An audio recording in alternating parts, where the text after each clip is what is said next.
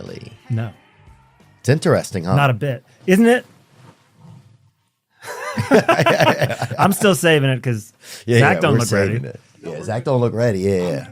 That's his nickname. Zach don't look ready. Yeah. Don't say that. I know. See, he gets upset about it, man. We're just joking, Zach. We're just kidding. Yeah, he'll come back around. He's been losing weight too, so he's feeling more sly, aren't you? What's that? You've been losing some weight recently, huh? I'm trying. I'm out there. I'm hiking. Yeah, you look lean, brother. Hiking is how you going to do it hiking? Yeah, it's like free. You just go like run, 100% free. Yeah, that's freedom, isn't it? Hiking? Yeah. I don't know. Where are you hiking? I'm not. I do Fryman Canyon. Yeah? With Dan Levy. Oh, you go with Dan? Yeah, I only hike with Dan. Oh, wow. He's a good guy to hike with. He's a good guy to hike with. You talk about money the entire time. Yeah. He'll get you involved. I've been involved in countless things with Dan. I'm still in some. What do you think mean? I'm in a class action with Dan somewhere along the line. Oh, for real? Yeah. Did you get involved in one of the flips he was trying to do? I don't think it was a flip. It was some sneaker thing. It was like a. I think I'm trying. Yeah, he has a lot of sneakers. Yeah. Tons. He has a whole special closet in his home for sneakers. His wife doesn't have that. No. But he does. Yeah, and his wife. Yeah, his wife doesn't have. His wife doesn't have anything, and he has everything he wants. Yeah, He's given his wife nothing. Oh, it's 3 children.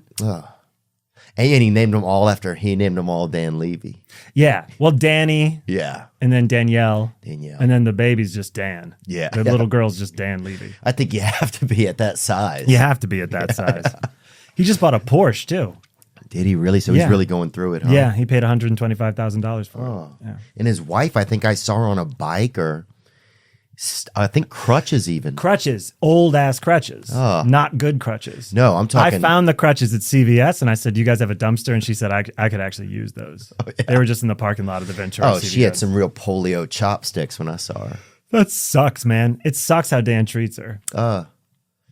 It's I'll put her on my prayer list. For sure. Yeah, for sure. I'll put her at the top. But it's cool to be married to Dan Levy, probably. Oh, yeah. You get to watch him drive to the Improv in a bomber jacket and a Porsche. Yeah, and you get to watch him put all of your money into his hair gel. Yeah, there's a lot of hair treatment going on, and it ain't just gel. Yeah, he's I'll tell you always this. Did you ever get involved in a sneaker business with him?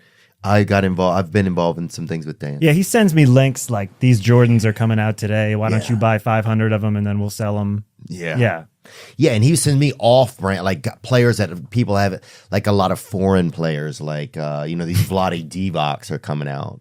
They make a Vlade Divac? It's a dress shoe, It's a hard shoe, like a church shoe? It's a Czechoslovakia. Yeah, it's like a Czech Republic. Like there it would be a nice brown loafer. Yeah. Good for them, man. Yeah. But yeah, Dan is a talented guy. Oh, he's the greatest. You got to know Dan. And he is great. His energy is he always has energy. He always has energy. His father's an Abraham Lincoln addict. His father is an Abraham Lincoln addict. And we were doing a show in Springfield, Illinois this winter, and we went to Lincoln's grave. Really? Yeah. Just basically for Elliot Levy to take a photo. For the dad. Show the respect, man. Yeah. Show for the Lincoln. He was one of our first responders. Oh, yeah. Abe Lincoln or Abe Lincoln was one of our, when you like to salute our first responders, and no one responded there on that. He was like a first responder to slavery kind of in a way, I think, wasn't he? There were probably some people before him who had thoughts on it, but he was definitely out there. Yeah, he was as far as our history books tell us, he was kind of like one of the guys out there like, hey. Yeah, for real. Yeah. He was like an EMT kind of for slavery. He was an absolute EMT. He did CPR in this country. This country was being ripped apart. This country was dragged under a car, and he did CPR on it. Because you would do CPR on someone who's dragged under a car.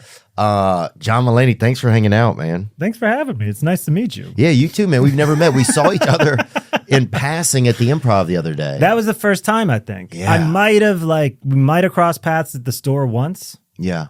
But I think it was at the Improv maybe 2 months ago. Dude, thanks for all your amazing comedy, man. Thanks for yours. You are really interesting to watch. I love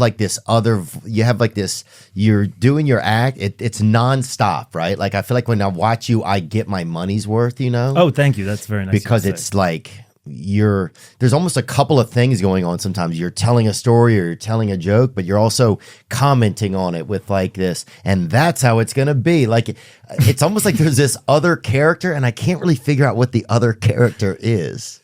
Like if it comes from like somebody in your life, or if it's like do you know what I'm talking about at all? You mean the way I sound on stage, or you're talking about some other ingredient? And that's it's like I'm watching a story. It's almost like an insider trading. It's almost like this other guy kind of pops out of you at the same time and like kind of comments on what's going on, but it's like there's someone out there, there's someone in me who doesn't like the show.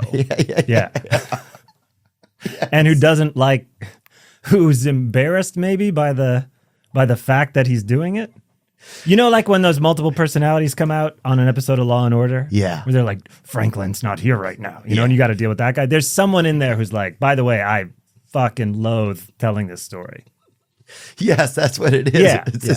It's this, and I just, man, it's so awesome to watch. It's so awesome That's to nice watch. of you to say. I appreciate that. Thanks for because I'm like, when's that guy gonna pop? You know, it's like I can't. It almost gives me something else to look forward to while I'm enjoying the show. You know, okay, is that not only is John performing, I'm watching, but then there's this other guy who's also part of John, who's gonna chime in every now and then and tell me something. Dude, I had a psychiatrist when I was 17, and he told me, he goes, half of you is this really nice guy who wants to, you know, do the right thing and be a good person. And the other half of you is a gorilla whose sole purpose in life is to destroy the first half. Wow. I think that, I could see that. That's interesting. Yeah, I feel I could relate to a lot of that. I don't know if mine's a gorilla. Mine's more probably a chimp maybe, or. Oh, yeah. Well, that's pretty scary, too. That's nothing to shake a stick at. Oh, a chimp can rip your genitals off your body. And he'll throw him 500 feet. That's the story, at least. Yeah. That's, you know, the birthday cake story, right? A guy had two chimps, brought one a birthday cake and not the other, which seems like Chimp 101. Yeah, Bring one for both. Yeah, you got a double cake. And then pop hands off, ripped his hands off, ripped his feet off, ripped his genitals off, threw them 500 feet. Oh. I mean, there's lots of stories like that. That's just the one I've sort of. But the worst part is if your hands aren't there, by the time you get to your genitals, you can't even scoop them up. Yeah, if you walk the 500 feet, which you can't, because you don't have feet either. He was like, you can't walk, you can't do anything, you can't reproduce. It was like bam, bam, bam. No torso shit. He went for the prize areas. He went for the things that really, wow, that's it right there. Oh, yeah. Well, this looks like, world's most horrific chimp attacks as raging apes rip off people's faces, hands, and genitals. But I think, say you get the feet are gone, so he took the feet off. So off? you just Googled chimp birthday cake and that came up. Okay, so I have some of the details correct. Yeah, you were correct. Okay, that's fantastic. Yeah, I think I'm trying to think, if somebody took my feet off and I don't have any feet, I think you could still stick over there, kind of. But that's... You know, like that Oscar Pistorius guy or something? Yeah, but you're talking about the first moment you lose your feet, you think you could stick it? If you don't look at the feet, I think, and you stay out of that shock moment... Okay. I think, and you just drive forward. You like, we still have feet. I feel like it would take a while of the physical therapy with the bars, with the ballet dancer bars on either side, stumping around. And then, I don't know. I just can't imagine that I could get up and stump it over to my balls and hands. Meanwhile, I still got to sing happy birthday. Oh, that's true. Because you're forgetting that it's still a celebration for the one chimp. So that's rude, you know? Dude, I was at an AA meeting, right? I go to AA, and so I was at an AA meeting. In person or over Zoom? In person. Okay. And some guy had only because there were so many over Zoom during the pandemic. Oh yeah, there were so many. Some meetings stayed in Zoom. So I didn't know. Yeah. And some guy had a seizure in the meeting, right? Shit. And this other lady, it was her birthday in the meeting, and they sing happy birthday to everybody. Yeah. So she like literally stepped over the guy. It was her birthday. It was her moment. It was like, I'm going to get my cake, you know? So it like, were you all about to present the cake and the guy had a seizure? Yeah. They're like, Rondra got 6 years or something, right? So she comes up and everybody's like, happy birthday. And the guy seizures up. Shit. And then she's just like steps over him to me, right? Like, yeah. Oh, she sang to me. Yeah, I think nothing was going to take her shine, you know?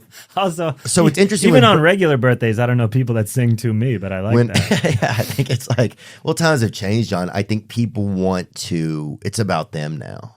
That's a good point. Times have changed. But I think, yeah, dude, I think if my feet were gone, if I don't know about that, I'm running on pure adrenaline. You know, they lift cars off of children, off of families. That's what they say. Yeah. I mean, I assume those stories are true. I think they have. I think, look up like unique unique powers. Google unique. Yeah, Google unique powers Unique from mom powers. Mom adrenaline. Yeah. Ooh. Now maybe that's what we're starting to sell. Search terms. There we go. How it's possible for an ordinary person to lift a car. All right. In 2012, Lauren Kornacki, a 22-year-old woman No, create a BBC account. Let's do it. God damn it. You can't look at anything anymore. You ever try to look up song lyrics? What a fucking mess those websites are. They won't let you look at those either? No, it's just like they're the most insane A to Z lyrics or whatever they're called. Oh, yeah, I love They looking have those more up. pop-up ads. It's like, do you not want us to know what the singer was saying? Right. Yeah, and now people are putting like weird, like, you know, everything I do it for T-Mobile. Like people are playing the songs wrong because the ads are popping in. Yep. You know? Yep. It is interesting how there's so much ads. I think to go back to this, I think if you had pure adrenaline going, but the saddest part would be to get to your own genitals and not be able to pick. You'd almost have to balance them on your. Yeah. It's like the end of the Twilight Zone where the guy breaks his glasses. You finally get to your genitals, but you don't have hands. And you got to decide what you scoop up with your mouth. Oh. For real. Wow, bro. That is crazy. And then what? Yeah. I don't know what you take. Well, you have to take your gonads because if you want to have a family. Yeah, you'd have to see what kind of condition. I mean, you have to make a split second. What kind of condition are these in? By the way, I'm assuming the chimp is making a beeline for you and not at all done. Especially if you stuck it and stumped away. Yeah, that's true. Probably he's going to be right behind you. He didn't mean to just, you know. God, man, it's so harrowing to think what you would do in certain instances, you know. And if you have because I even notice like. If I get like scared at night, you know, I'll even say like, is somebody there? You know, like somebody's going to be like, yeah. You mean you're lying in bed and you hear a noise type scare? Yeah, like I'll get, you know, I mean, I'm tough and everything, but I will also, in addition to being tough, I will like go be like, you know, hey, is somebody there? Like I'll do like, who's, you know. Yeah. And like they're gonna say something back, like I'm here, you know. A burglar, yeah. And it's always a burglar in my mind, you know. It's always that kind of Home Alone-esque type of fella. You think it's someone coming in to steal items and just hoping no one wakes up and asks, "Is anyone there?" Yeah. And you just, I think about home invasion most of the day. Yeah. I mean, do you ever yell, "I have a gun"? No, that's a good idea. Yeah. I have a gun. I have a gun. Oh, that sounded pretty with authority, right? I have a gun. Now, when you say you're a tough guy, see, I would mess it up. When you say you're a tough guy, in that moment, you're in your home, someone's coming in, you don't know what they're about. Do you feel tough? At first, I don't, right? Okay. But then I have to remember, hey, you are tough.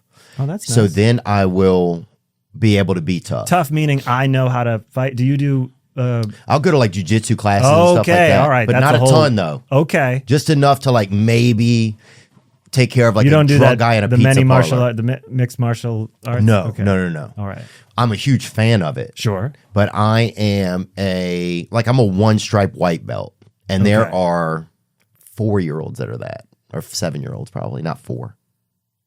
But you know, so it's not an insane thing to get. But I mean, I do know that so say there's somebody, I hear something, right? Yeah. I get out of bed, I go over, and then I realize the scariest part is you have to turn a corner in your home. That's the scary part. Yeah.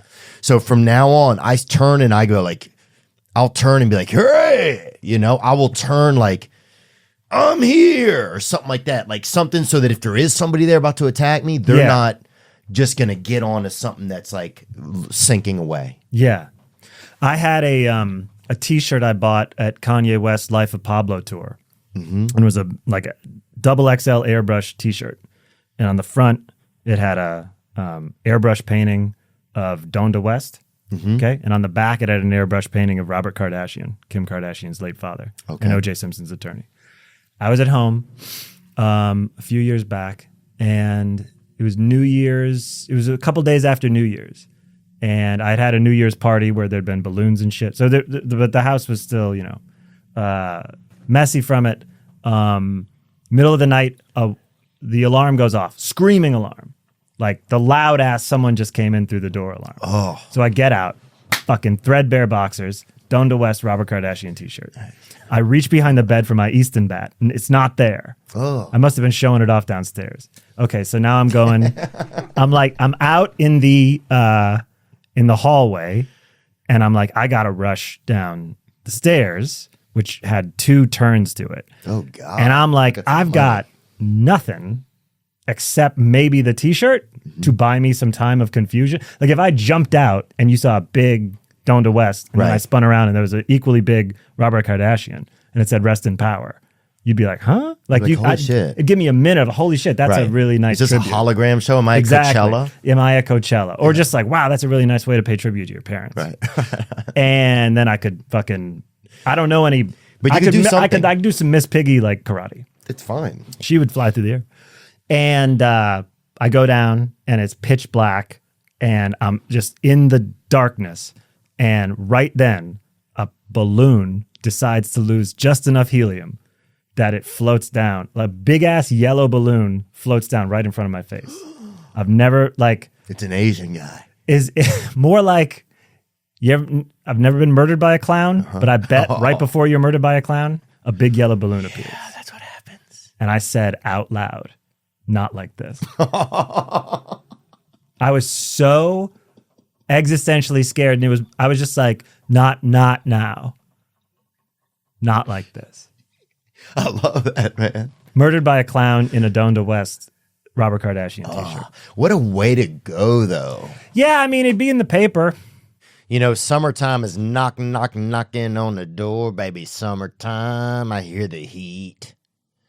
And our friends at Shady Rays have you covered for the warm weather ahead with premium polarized shades at an affordable price. That's right. Shady Rays is an independent sunglass company that offers a world-class product. Durable frames and extremely clear optics for outdoor adventures. If you don't love your Shady Rays, exchange for a new pair or return them for free within 30 days. There's no risk when you shop. Their team always has your back.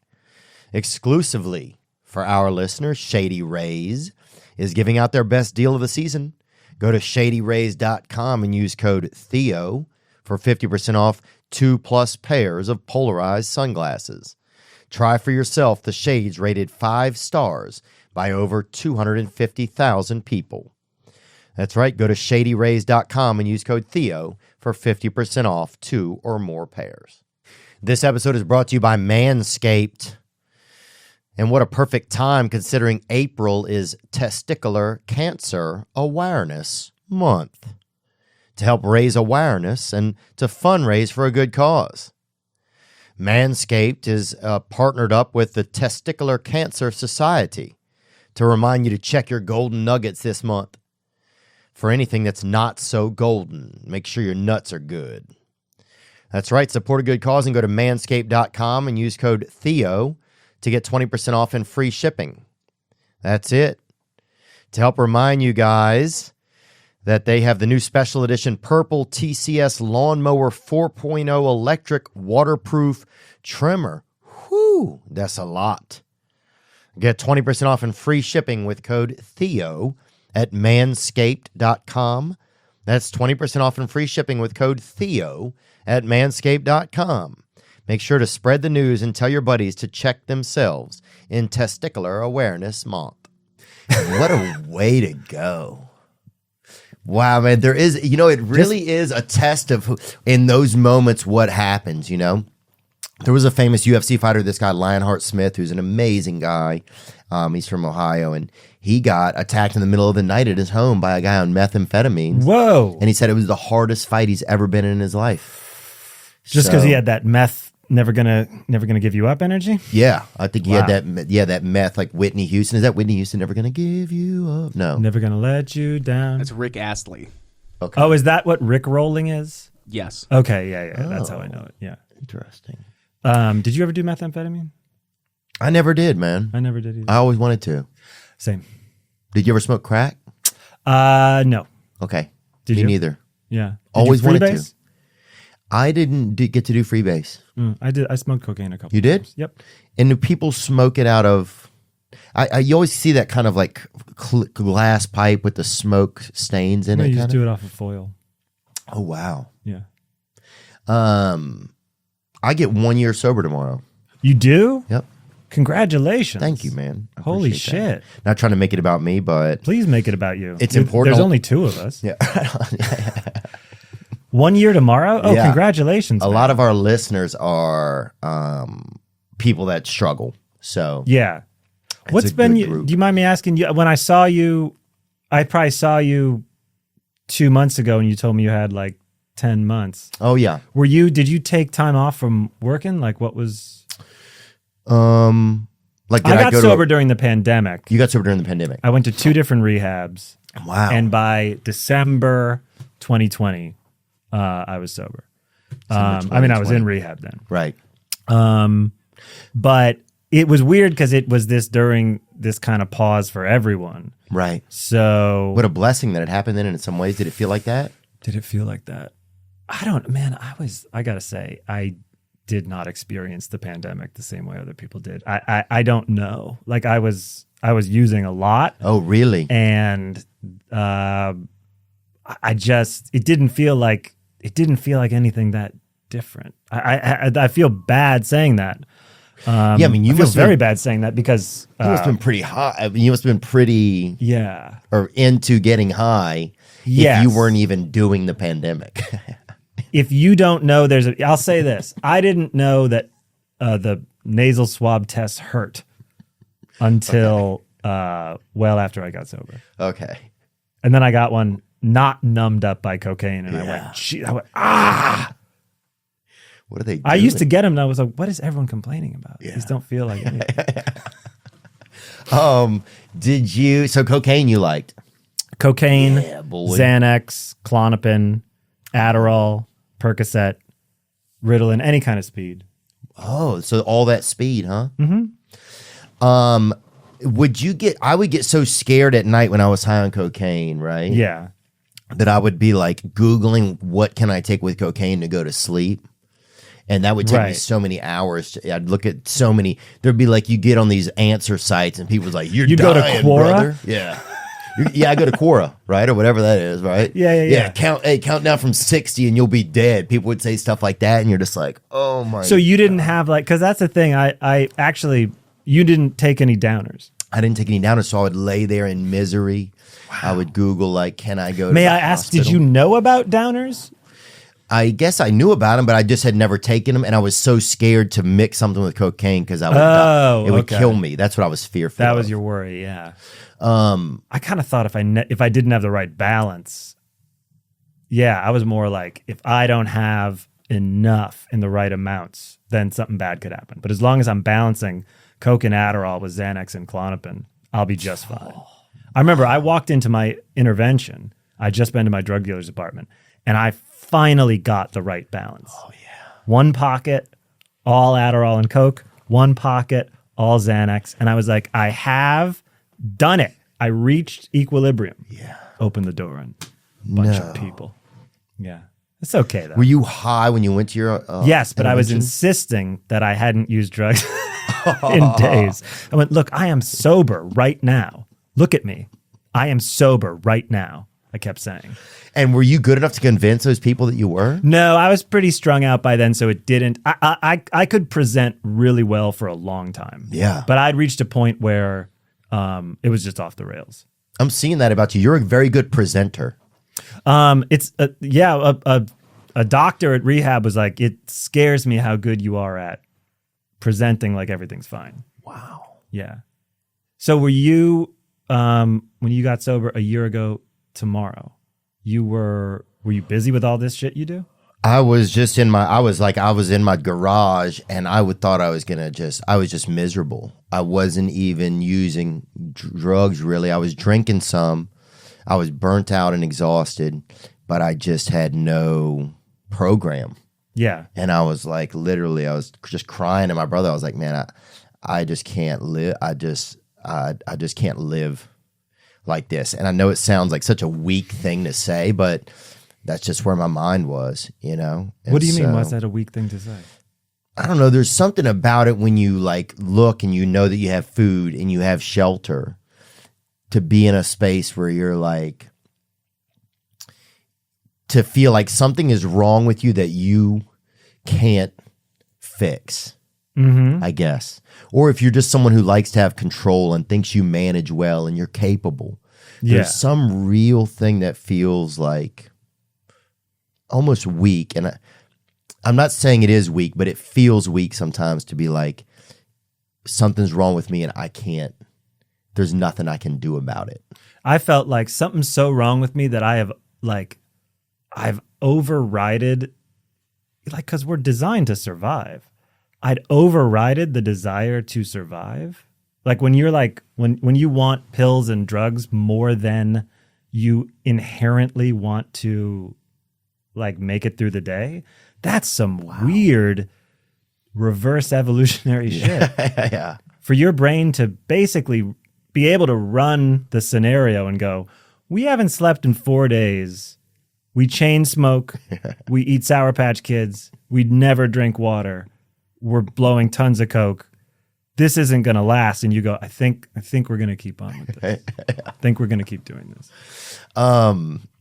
So you were deep in. How'd you get so deep in? Because I don't think anyone would look at you and think this is the coke guy. Good. That was the whole thing. I mean, I certainly tried to talk about it on stage as having had like a drug and alcohol problem, but it just, I don't know. It didn't, something about me seems, so to me, it's like, well, of course the guy that seems like he has it all together has the problem. Because that's just like how life is. It's Texas. Yeah, it's almost like it's textbook. Yeah. But that's, I don't put that on I don't put that on you to be like, how come you didn't see it then? Because I really thought that I was doing life, I was able to achieve it life with the drugs as opposed to in spite of them. It took me a long time over the past couple of years to realize that I did well at what I do in spite of drugs, not because of them. Wow. Yeah. Yeah, because it would be fun. Yeah, from an outsider, I would always look at him and be like, oh, that guy, yeah, drugs would not help that guy. Like that guy is his own, he is so unique in his own way that anything to abase that or something or debase that would only mess him up. But I would have thought like, I'm delivering something people really like, and I think I'm delivering it because I take 2 30 milligram Adderalls and then 1 Z-bar, and so I'm really sharp, but I don't seem jittery, and so I go on a podcast or I go on a talk show, and I'm delivering, and I'm giving people what I'm naturally good at, but I'm a little tired, so I can't naturally do it. So it's okay. It's okay to rip open time-release Adderall and dump the beads down my throat and then pop a Klonopin, because then I will get to the level that I naturally am at. Like, I just got to deliver what I'm good at, and right now we're running on a lean mixture, and it used to be easier, but now it's harder. So whatever I'm putting in my body to get to that is fine. That's like a acceptable. You're like your own amount you're like your own Geppetto almost in a weird way. Let me think about that. How do you in what way? Like you were, Because if you were kind of running, if you wanted to get yourself, you were a little burnt out, you're trying to get yourself to the place where everybody loves you at and where you know you operate best at. So you're I wanted to be like, I'd see myself, you ever see I'd sometimes see a clip and be like, I need to be like, of myself and be like, I need to be like that guy. Oh, Shit. yeah. How do I get, that guy's confident, has a bunch of things to say. Yeah. How did he get how did he have the thoughts? Oh, yeah. I thought, look, man, I miss my old self sometimes. Your using self? No, just myself like a few years ago. Yeah. There was that's what I was chasing something. There was some moment, maybe, like 2007. I didn't know what it was, but I was like, I had some electricity in my eyes. Yeah. Where, wow, it's so I got to funny. get back to that. And I just got to get back to that. And I just got to get back to that. Yeah. Somehow it'll happen. Somehow I'll find the right amount. For real, like. I'm 100% serious. That's what I think all the time. I look at old things and I'm like, oh man, I miss that guy. Yep. That's a really entertaining person. Yeah. And I don't even put it on. I don't even mean like, people demanded. I'm not acting like I couldn't have taken a break, and it's not like the audience demanded this. Not at all. It was what I wanted to do. It's what I wanted. Oh to yeah, deliver. I don't get that perception. Yeah, no, okay.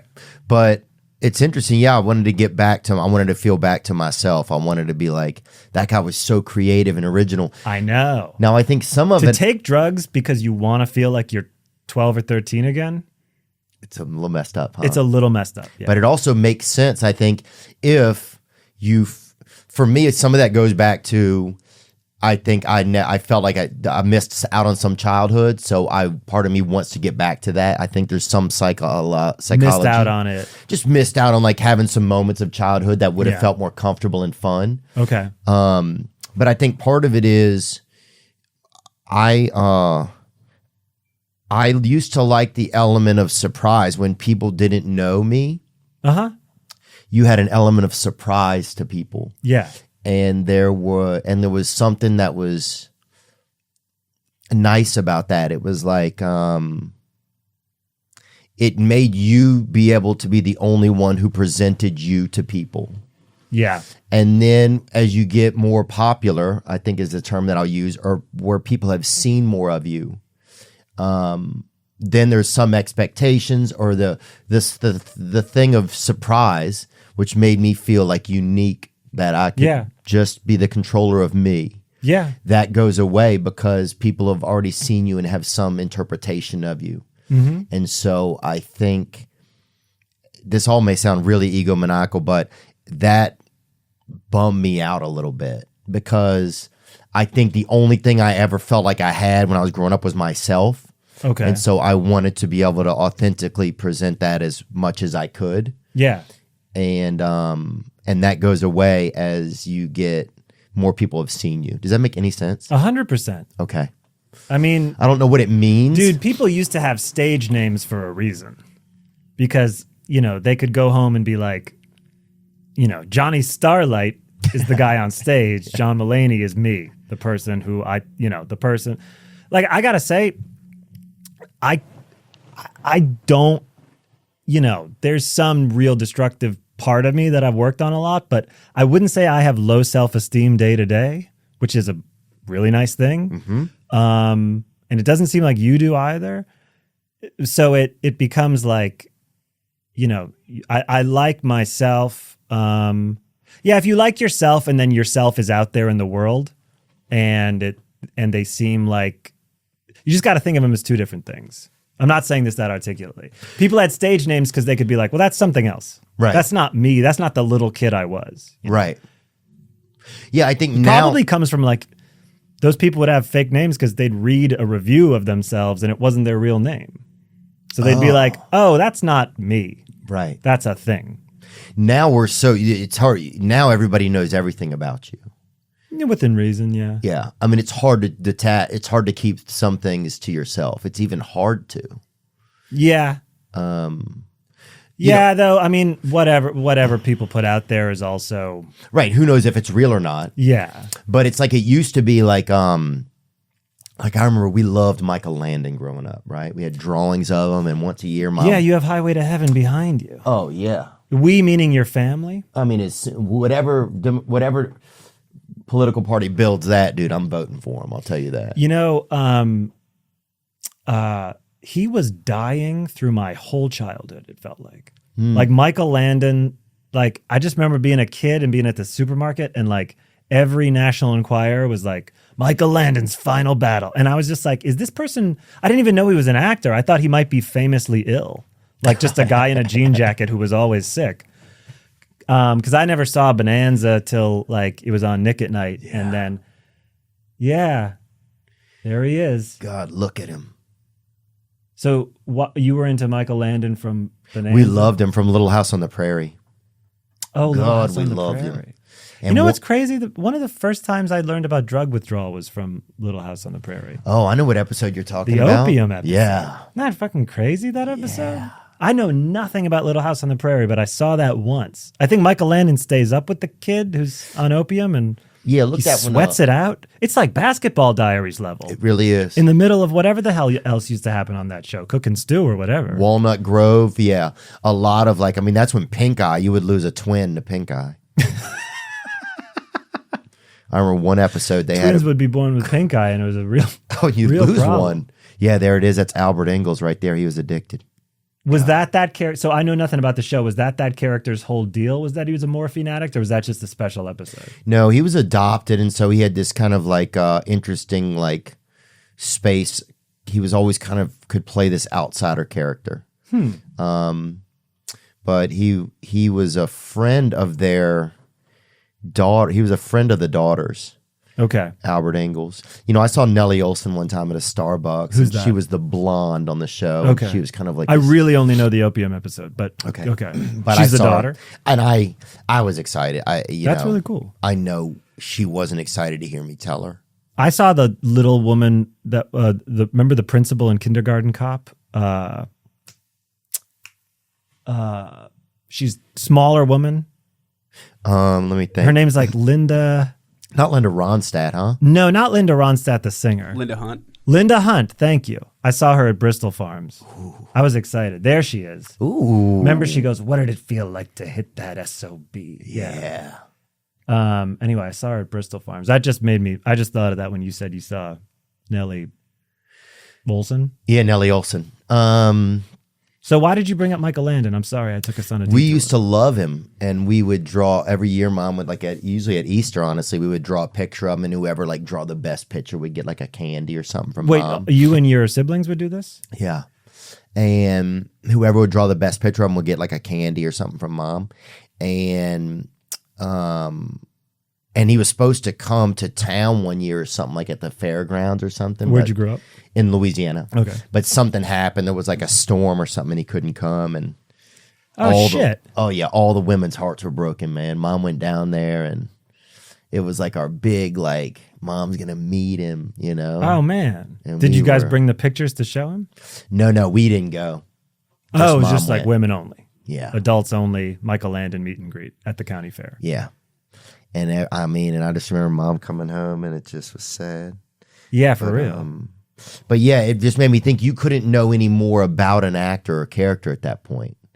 They were almost just their character. And yeah, if you saw some tabloids, you could learn some stuff behind them, but you didn't. It's hard to even now. I didn't even know about his career. That's how little I knew about Michael Landon. I just thought this man is battling cancer like on the regular. In all denim. Yeah. I thought Highway to Heaven was, I don't mean this like as a joke. Like, no, not at all, man. I thought Highway to Heaven was like not a documentary, but it was like he was always dying, and then he had this show called Highway to Heaven, and I just thought they were somehow, I was like, oh, this is just someone we're all watching go through the final stages of life. Yeah. And it turned out he had a big acting career. Yeah. Like this guy's in traffic to get to heaven. Like how long is it going to take this guy to get to heaven? Yeah. Yeah. But yeah, we missed. I mean, that was a bummer for us. When you look back, so so were you surprised that you were an addict, or did you know you were an addict? I had like skin deep self-awareness of like, I have a drug problem. I love drugs. I like them too much.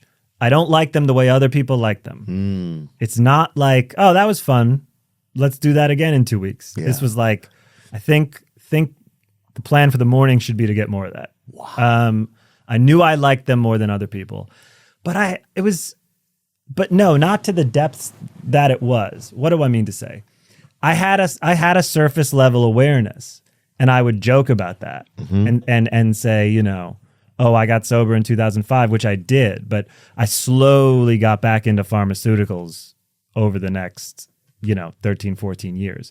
Prescribed, then not prescribed, or prescribed, then abused, but prescribed, then bought on the street, then everything. Were you buying them off of Craigslist and stuff like that even? No, I always thought that might be cops. That's smart. And it's pressed pills. It's a lot of I have friends that have gotten this them was on even there. before I had an awareness that there might be fakes out there like that. Yeah. I've definitely bought Adderall a couple times and snorted it and thought, what is this? Yeah. Oh, I bought a whole thing of something one time and did it all, and it wasn't. It wasn't cocaine? Nope. No, God. Ugh. And I don't know what it is, and I still imagine one day I'm going to walk past a chemical and it's going to connect a little. Oh, you'll smell it. Or something. You'll smell a chemical and you'll remember that was what you bought? It'd be like, oh, it was me. Or something, Yeah. you know what I'm saying? Yeah. No, the realization that I actually had no control over this took a long time. Wow. It's a hard thing for people to convince. I still struggle sometimes, even if I sit in a meeting, and there's still part of me that doesn't want to say I'm an alcoholic. Yeah. Or an addict. I go, it's more complicated than that. Yeah. Like, you don't get it. It's not that I'm it's not that just that cocaine's addictive and when I do it, I'm addicted. It's a different thing. I use it in a different way and the way I see it and my relationship with it. And it's just. Yeah, I kind of have a romance. It's like I romanticize it. 100%. I romanticize everything in my life in a weird way. Me too, yeah. Do you think you're in a movie? No, I don't. I do think I'm in one of those fun houses sometimes, but the fair is fucking closed, Oh, wow. And it's because time. the storm came in and Michael Landon canceled. And Michael Landon canceled. Who was the first famous person you ever met if Michael Landon canceled that? Let me think of who it was. That's a great question. Or maybe Saw.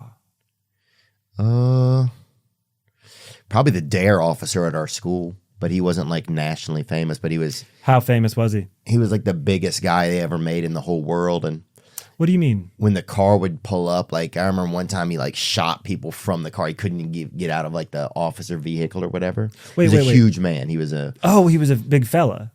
He was an obese man, and he would come to speak about DARE. Yeah. And he got out of the car. But there were tales of him at crimes where he'd just pull up and just start popping off, because he couldn't. Oh, wow. At some point, he couldn't even get out of the vehicle. Oh, so he'd fire from the vehicle and open fire on people. So he was in our area, he was pretty popular. Ronald Reagan. Was his name? No, that'd be crazy. He also happened to be named Ronald Reagan. The first fame, I don't know, there was this Did you see Reagan somewhere? No, but we built the tallest statue of Ronald Reagan in our town. And Whoa. He was supposed to come and he didn't come. I just Wait a minute. realized this. You built the tallest statue of Ronald Reagan in the US? Yeah. Or in the world, I guess. 10 foot tall. Look it up, Zachary, please. Tallest statue of Ronald Reagan. Yeah, Reagan. Covington, Louisiana. There you go. God damn. That's not a bad statue. I thought they did pretty good. You know what I would do if I was putting a photo on this website is I'd show how tall it was. Yeah. As opposed to these close-ups. It's a great point, actually. See it in a cowboy shot. And it's supposed to be real bronze, but that some of that could be a rumor, but. Oh, wow. And there we go. Oh, so, okay. Ooh. Look at the, oh, whoa. Now that's nice. That's huge. Yeah, they did a good job. Pistol Pete Maravich lived in our town, and so his sons went to our school. Were they good at dribbling and stuff? They were good. Yeah. They were good. That's a good movie, that Pistol Pete. It is good. Yeah. Ian Somerhalder, do you know who that is? That sounds really familiar. He's an actor. Can you look him up? Ian Somerhalder?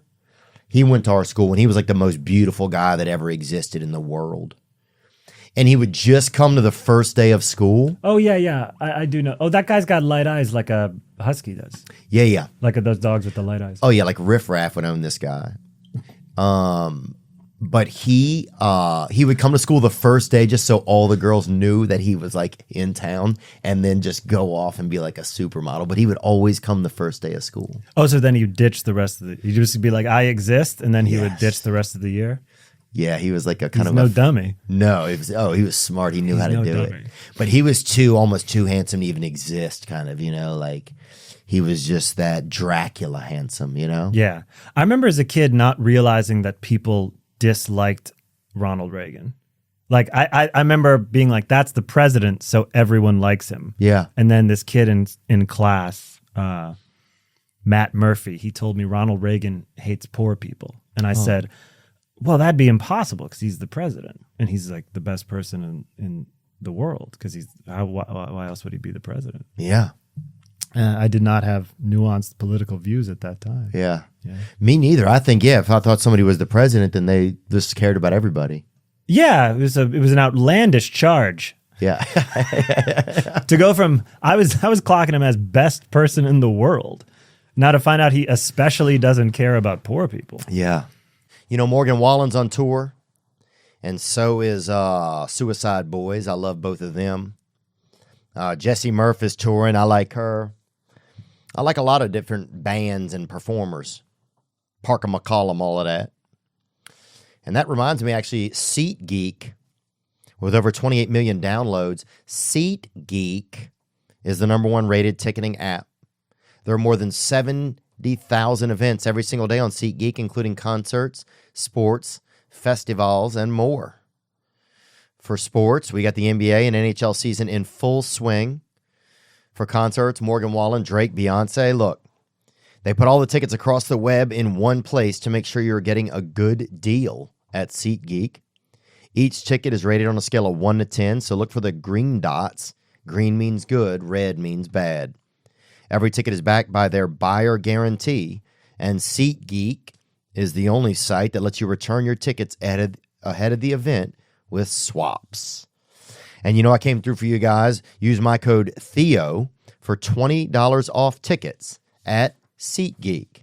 That's $20 off your first purchase with promo code Theo. Make sure you click the link in the description to download the app. What's free right now is Gamer Supps. That's it, Gamer Supps. It's the best alternative to traditional energy drinks and sugar-loaded beverages. This is an alternative to those. Gamer Supps GG Energy is a zero-sugar, keto-friendly source of caffeine that gives you the energy you need without worrying about a crash later. No crashing. Gamer Supps has lots of cool flavors like Guacamole Gamer Fart 9000 and Titty Milk and more. That's right. Claiming free samples is easy. Just go to the link gamersups.gg/Theo Von, which will take you automatically to the free sample packs. That's it. You can get a free sample of Gamer Supps on their website, but for the next 24 hours, if you use code Theo Von at checkout, you will also get free shipping and a custom Theo Von sticker for the first 1,000 people to order the samples. That's right. Go to www.gamersups.gg/Theo Von and use code Theo Von to get free shipping on free samples for the next 24 hours. I'm trying to think of who was the first famous person that you met. Because you've run in some pretty famous circles now. Well, but as a kid, and you're from where? You're from Chicago, Illinois. Oh, wow. Yeah, we grew up in the city. Mike Ditka, maybe? Did you see him? I'm trying to. I feel like I saw Chris Chelios, Jim maybe? McMahon somewhere. Yeah, but I can't. I can't square it. Who was the first I ever saw? Jim McMahon. Yeah. Jim McMahon, or was he just so famous I felt like I knew him? That was a weird thing about growing up in Chicago in the late 80s, early 90s is I just thought that wherever I was, the best basketball team would be. Like I kind of associated it with my own. Well, yeah, and having with then my moved own presence and moved to LA. Wow, that's crazy. Dude. I was just like, well, of course, like and everywhere we go on vacation and people will be like, Chicago, Michael Jordan. I'd be like, yeah, I know. Like we got it. We did it.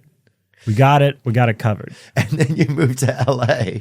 And then I moved to New York. Well, also the Bulls just, They were so good. 97, 98, 99. I saw BJ Armstrong at my gym. Wonderful, wonderful guy. And I love seeing him. Yeah. Every time I see him, I'm like, I know it's you. And he's like, you've told me that 7 times. He's out here in LA? Yeah. He's an agent, I believe, at a sports agency.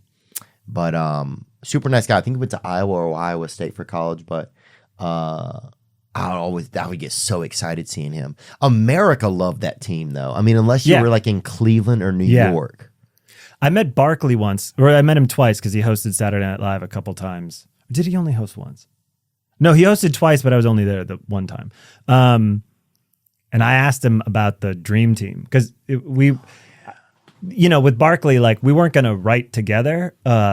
So Tuesday night, the host would walk around the different offices. And Simon Rich, this writer, and I that work together a lot, we just asked him, we go, what was the Dream Team like? And he went, oh, man. He goes, if you ever get a chance to go to the Olympics, do it. I was like, okay, I'll make sure to. But he told me, he goes, we would beat those guys by 100 points, and then they'd ask for photos. Wow. He was like, it was the greatest time ever of anyone doing anything. That's awesome. Larry Bird was on there. Yeah. John Starks. Horace Grant made that team, remember? Yes, he did. 92. David Robinson. Horace Grant made the team? I'm pretty sure. David Robinson, Scottie Pippen. I don't know if Horace made it. You're right, he didn't. Scottie. Yeah, Scottie, Stockton, Clyde Drexler. Yeah. Who always looked 55 somehow. Karl Malone. Out of Louisiana Tech, yeah.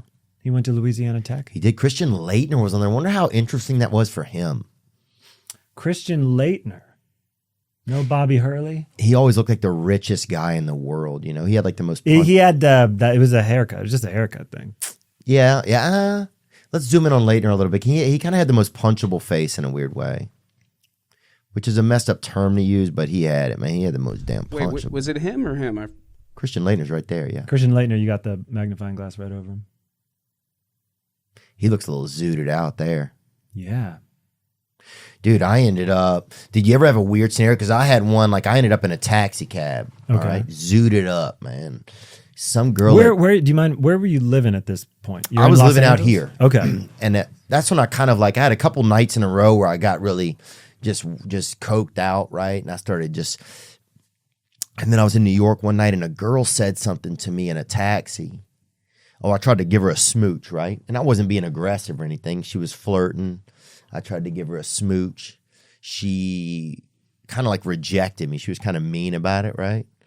Or I took it as mean, right? Okay. And it was fine. She got out of the taxi. There was no animosity between us. It was just, it wasn't going to happen. But then something in my head, like I told the driver, let's go get some cocaine, So next thing you know, me and this taxi driver are getting some cocaine, and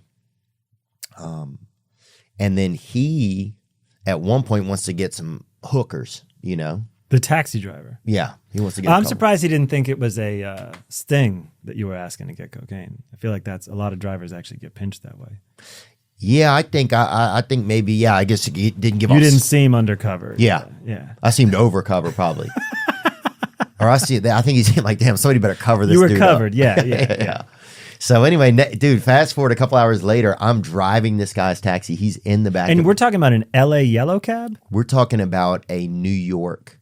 I'm sorry, New York yellow cab. Okay, yeah. Great. We're up in North Harlem. I'm driving this guy's taxi, and he's in the back with a hooker, right? Did he have the beaded seat thing? How was the seat comfort? The back seat was pretty nice, I remember. No, but the front seat once you were driving. I thought it was pretty good. I was pretty scared. I just wanted to get back to my hotel. Sure. And I didn't know. I would love to be up in that cockpit for a second, of a real New York City yellow cab and just see the setup. Because I never get my setup right. It felt drinks to phone cord to just like, I never feel like I have my console right. Yeah, you're right. So I'd like to see how they do it. I think it felt like somebody had sat in there who had it felt like the guy in there was like he was going to leave his children probably. Oh, okay. It had a sinking. Yeah. You could feel the despair. Also, the guy was in the back seat. That's true. That So coulda it added wasn't to just So in terms of his vibe, you had it coming from a bunch of directions. Right. And then anyway, so I ended up on, and I had to do Opie and Jim Norton that morning, right? Oh, wow. So I ended up on the radio, and Daryl Strawberry was in there. And I get to the radio station, I can't even talk, right? I'm just like blasted out of my brain, and I'm still thinking, I was still ducking off in the bathroom. I'm doing cocaine in the bathroom. We're in the stalls at Sirius Radio. Andy Cohen's in there peeing in the next one, talking to me, right? And I'm just sitting in there just blasting up. Yeah. And then I would always kill for the single occupant bathroom. Yeah. With the key. Oh. When you got in there, you're like, God. It's your office. Welcome to Rome. What won't I blow this line off of? Dude, yeah. I got every surface imaginable. From counter to counter. The saddest part was doing some cocaine off the baby changing station. Yeah. I got a joke about that in my new special. Do you? Yeah. Thanks. Just for you. Thank you. But yeah, so that was a night for me when I saw Daryl Strawberry. He was on the radio station, right? Oh, you saw Daryl while gacked up? He was the other guest. Oh, wow. So that was a moment for me where everything kind of lined up. Could he tell? No. I don't think. I had on sunglasses, which was weird. I'd been doing well going on this show. Yeah. And I had on sunglasses, and I could barely talk, I remember. Yeah. And that was scary because my only gift I had in my voice, the only thing in my life I'd had to express myself was my voice. Yeah. And suddenly I couldn't use it. Okay. And your mind, which you now had to use because you were going to be interviewed on the radio. Yeah, and it was real scary. And then also this moment of seeing Daryl Strawberry, someone who I'd always thought was all coked out of his brain. Sure. Because that's all I'd ever heard, right? Yeah. Was the old stories. I didn't know that he was a sober guy and had his deal together. Oh, yeah. I assumed he had his deal together, but I did think he'd be able to spot you still. Yeah, I didn't know what I thought, I think. Okay. Which I don't know if that even makes any sense. But there was some alignment at that moment of like me not having control over my voice, me having a perception of somebody else that was false or something. Sure. And that just lined up. And you hadn't slept and you were on cocaine. Yeah. Yeah. But Isn't that it lined crazy? up for me that I needed something, whatever that like the what's that thing you tighten with the colors in it? Kaleidoscope. Whatever the kaleidoscope is that it makes people have to realize that something is wrong. Yeah. Though that was the moment where it was like, Oh, that's interesting. I could see right down. Those things never made me, those like being in Midtown Manhattan, have a meeting, have a big like production meeting on something. And you could be on cocaine. Get there half hour late. Desperate to have a cigarette. So like finding an abandoned office and smoking out the window and being almost very much in trouble and it being really clear. Those moments were so about surviving that hour that I never thought about them with any deeper perspective. Wow. I never thought, oh my God, what has my life become? I was just like, it would be easier to take the train. I'd be faster to take the train home to my cocaine, but I can't do coke on the train. So it was all just like figuring out the video game of being a drug addict. Wow. It was just a scramble for the present problem. And as soon as that problem was solved, I moved on. Wow. I wasn't like, I can't believe, I remember I went into a meeting holding a bottle of Pedialyte because I was not eating anything. I was just drinking Pedialyte, doing cocaine. And I was with people I knew, and we were waiting for other people to join the meeting that we didn't know. And I said, if my nose bleeds or if I pass out, it's because I have a sinus infection. Don't worry, and I'll give a signal if I think I'm about to pass out. And then even to them, I was like, because I'm sick. Right. That's why. Wow. Like, what's the signal too? I can't remember. Something like I got, Geronimo. That'd be a great thing to say before you pass out and your nose explodes with blood. Yeah. that covered it well. Or timber. Timber, yeah. Uncle. Yeah. I cried uncle to all of life. To the gods, yeah. Wow, so people just didn't know, huh? Well, there reached a point where people wondered. Were you getting too big and were you getting too popular that people were even afraid to question you and kind of thing? Did that happen? I don't think so. Right. I don't think so. Because like I've been very lucky with having an audience that's grown and grown, but you know, that's a certain level before no one will question you, you know? Right. I don't know if they have that level I was anymore. on TV sometimes, but I wasn't like, you know, Right.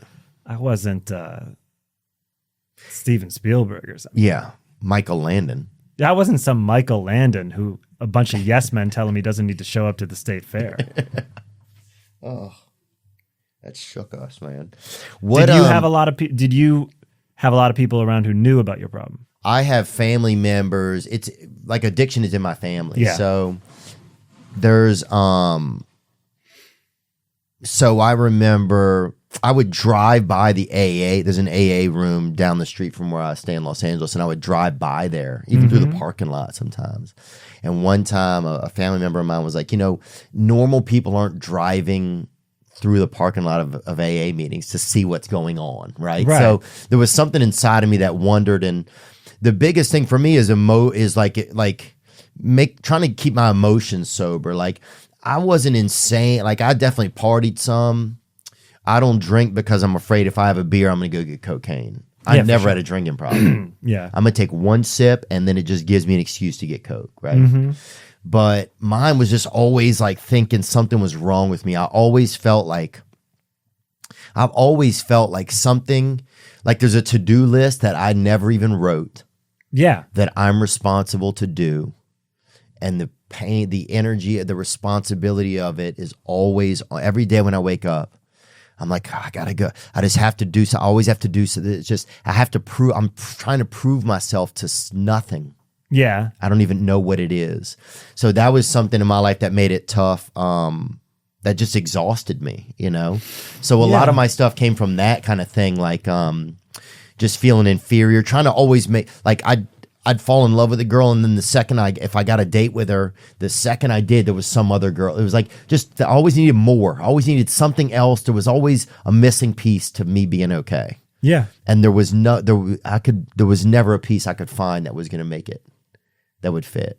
There was no piece out there. It was just, there was something wrong with my programming a little bit. How did you feel at that time? Did you feel like other people and other things need to fall into place so I'm happy, or did you feel like it was on you?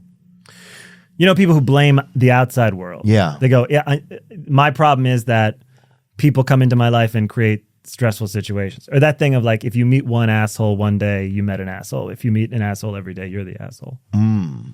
I think that happened kind of later, but early on it was just, I'm not doing well enough. I'm not doing enough to be okay for myself, was what it turned into. Doing enough, like in your career? In anything, something. Yeah. And it was always this invisible thing. Like nothing was ever, I couldn't manage well enough to make things okay. Even if I was managing great, you know? And I couldn't enjoy, I was never enjoying myself. I was always caught up, how can things be different or better, or, you know? So a lot of that stuff for me, a lot of like not even knowing who I was, like needing you to let me know who I was, if I was okay. Yeah, for sure. All that kind of stuff. So the drugs was just, I think, I like drugs because I like cocaine because I could feel how I wanted to immediately. Yeah, of course. Like liquor and beer and stuff, it's like, that was just a bunch of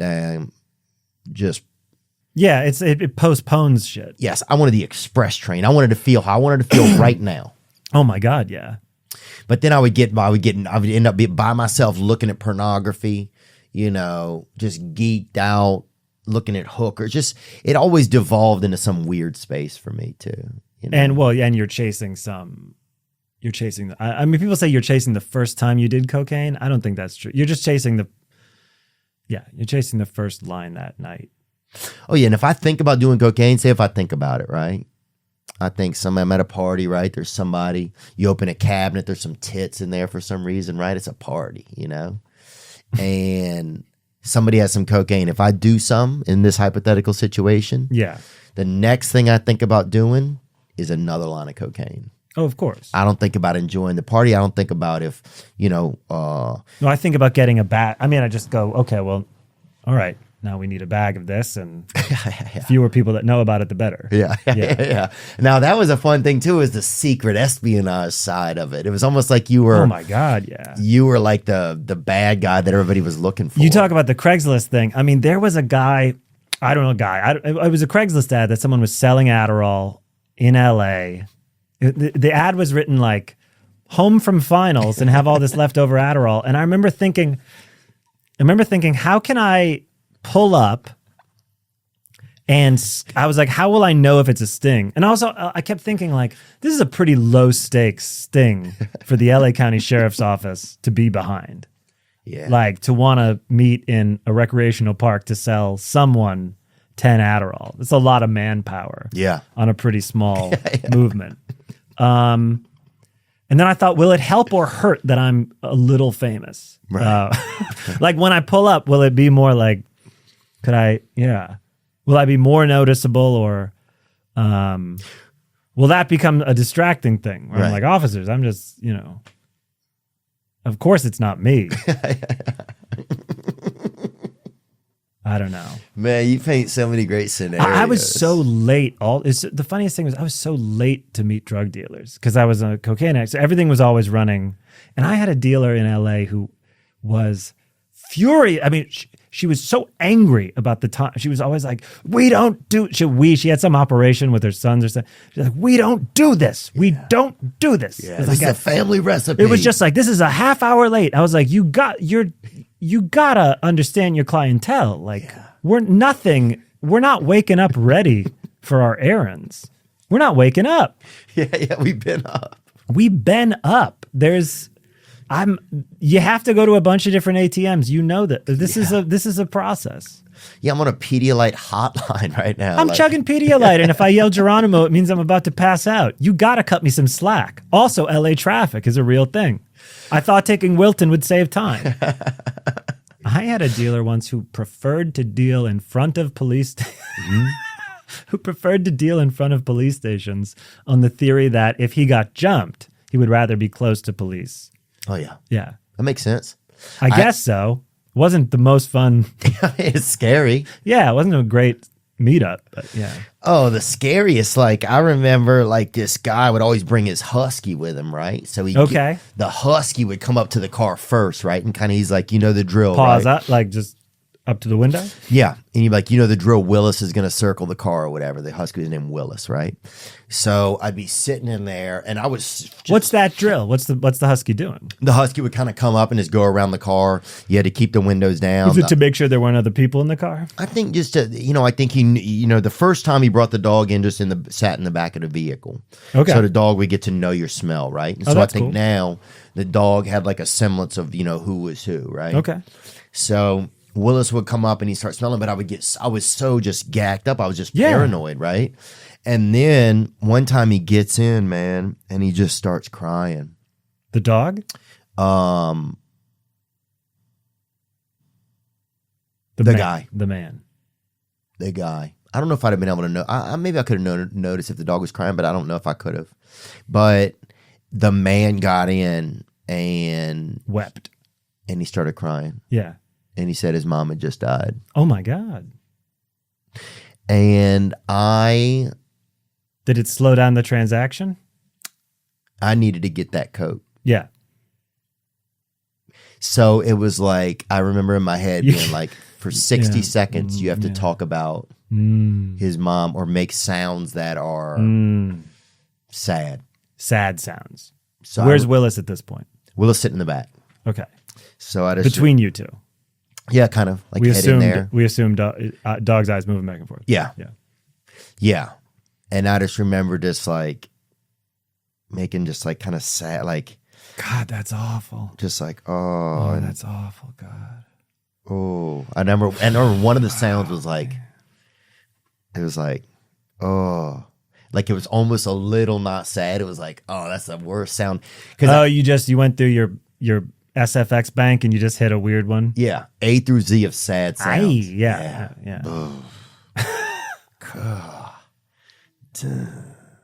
And just like, but I remember I got to one. I was like, oh, because I'm just thinking in my head, 60 seconds, sad sounds. 60 seconds of sad sounds. Get to the coke. Yeah. and the dude is crying, man. It's just so moments like that where you're just like, what is going on? I don't know how to handle this. Well, I will say there's a lot of factors in that story, and yes, you could have had more empathy in the moment, but he's also a drug dealer who brings a husky into your car, and Willis is sitting in the backseat. So it's an odd situation. Yeah. It's not like anyone else would have handled it a lot better. Yeah, I always took odd situations like that like it was totally normal, I think, and I still have. 100%. Yeah. Nothing about that. Nothing about those things. I remember thinking like, God, the day is, how do people get through their day with all these meetups they have to do? Yeah. Cocaine dealers, you mean? Yeah, or like, buying pills. Yeah. I was like, what? I got a call, but I'm supposed to meet this person at 4. I'm not going to, how many business calls I did on mute, like on a street corner, being like, you said 6. You said 6. Wow. You said 6. Yeah. Okay. Cool. Yeah. No, I mean, we love the script. You said 6. I was like, it was a real, it was exhausting. Yeah. But it kept you in the moment. I'll say that. I had reflexes like an alley cat. Yeah. Could grab this. It was like people meditate to be in the moment, like when people do like mindfulness meditation, it's to be fully present. And like when I was trying to get drugs, I was like, okay, bird, siren off in the distance, bicycle. That's the second time like every single thing. We're here. Yeah. Yeah, it did put you right there. You right there. There was some immediacy, goddammit. Maybe there was something about that I really liked about it. That it put you right, like, because now I will say this. I've thought a lot about the moment, right? Mm-hmm. Like the moment doesn't exist as much as it used to. The moment, it used to be if something happened, it wasn't recorded all the time. It wasn't captured on a phone. If you had a good story, you had to get to your friends and tell it. Yeah. And if somebody else had a good story, you had to get them to the party dude, listen to what happened to Ron, right? Yeah. And that was the only way. The moment was like, it wasn't able to be captured, right? Okay. So it had so much value. Whereas now all moments are captured, right? So it's like there is not as much value to them in a way because they're... Yeah, well, do you think that's the capturing of it? Like, you mean you can get a photo or a video of it? Or do you think that as we get older, we just had so many moments, they become, I don't know, they just become a little less? It's a good point. Like time, people say that about time. That's a really good point. Like time, when you're young, everything takes so long, but when you're older, it goes faster because you've done it so many times. Yeah. Like we both get to do really exciting things, but we've done versions of them before. And you go, oh, this is yeah, okay. This is how I thought. This is what I thought it might be like. Okay, yeah, it's the same feeling as, Yeah, the moment. Yeah, I think... I never take stock in the moment. Really? I never do. I just like what does it mean? Like playing the world's greatest venue, or I never am in, I can appreciate those things, but I never have. I remember I was down in the bottom of Patagonia in Chile, and it was like all glaciers, 3 hours from Antarctica. I was just staring at the sun setting over all these glaciers, and I was saying to myself, like, try to enjoy this, try to enjoy this, try to enjoy this. And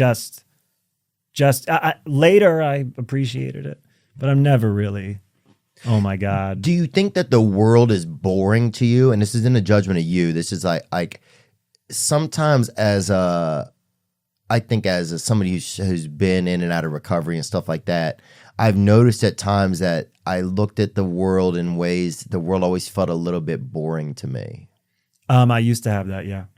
I did. Yeah. What do you think that is? That boring, not that the world was always boring, but that boring was the absolute worst state to be in.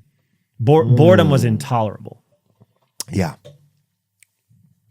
And it's tough if you have a creative mind, because a creative mind can get kind of bored kind of easy because it can think of different things.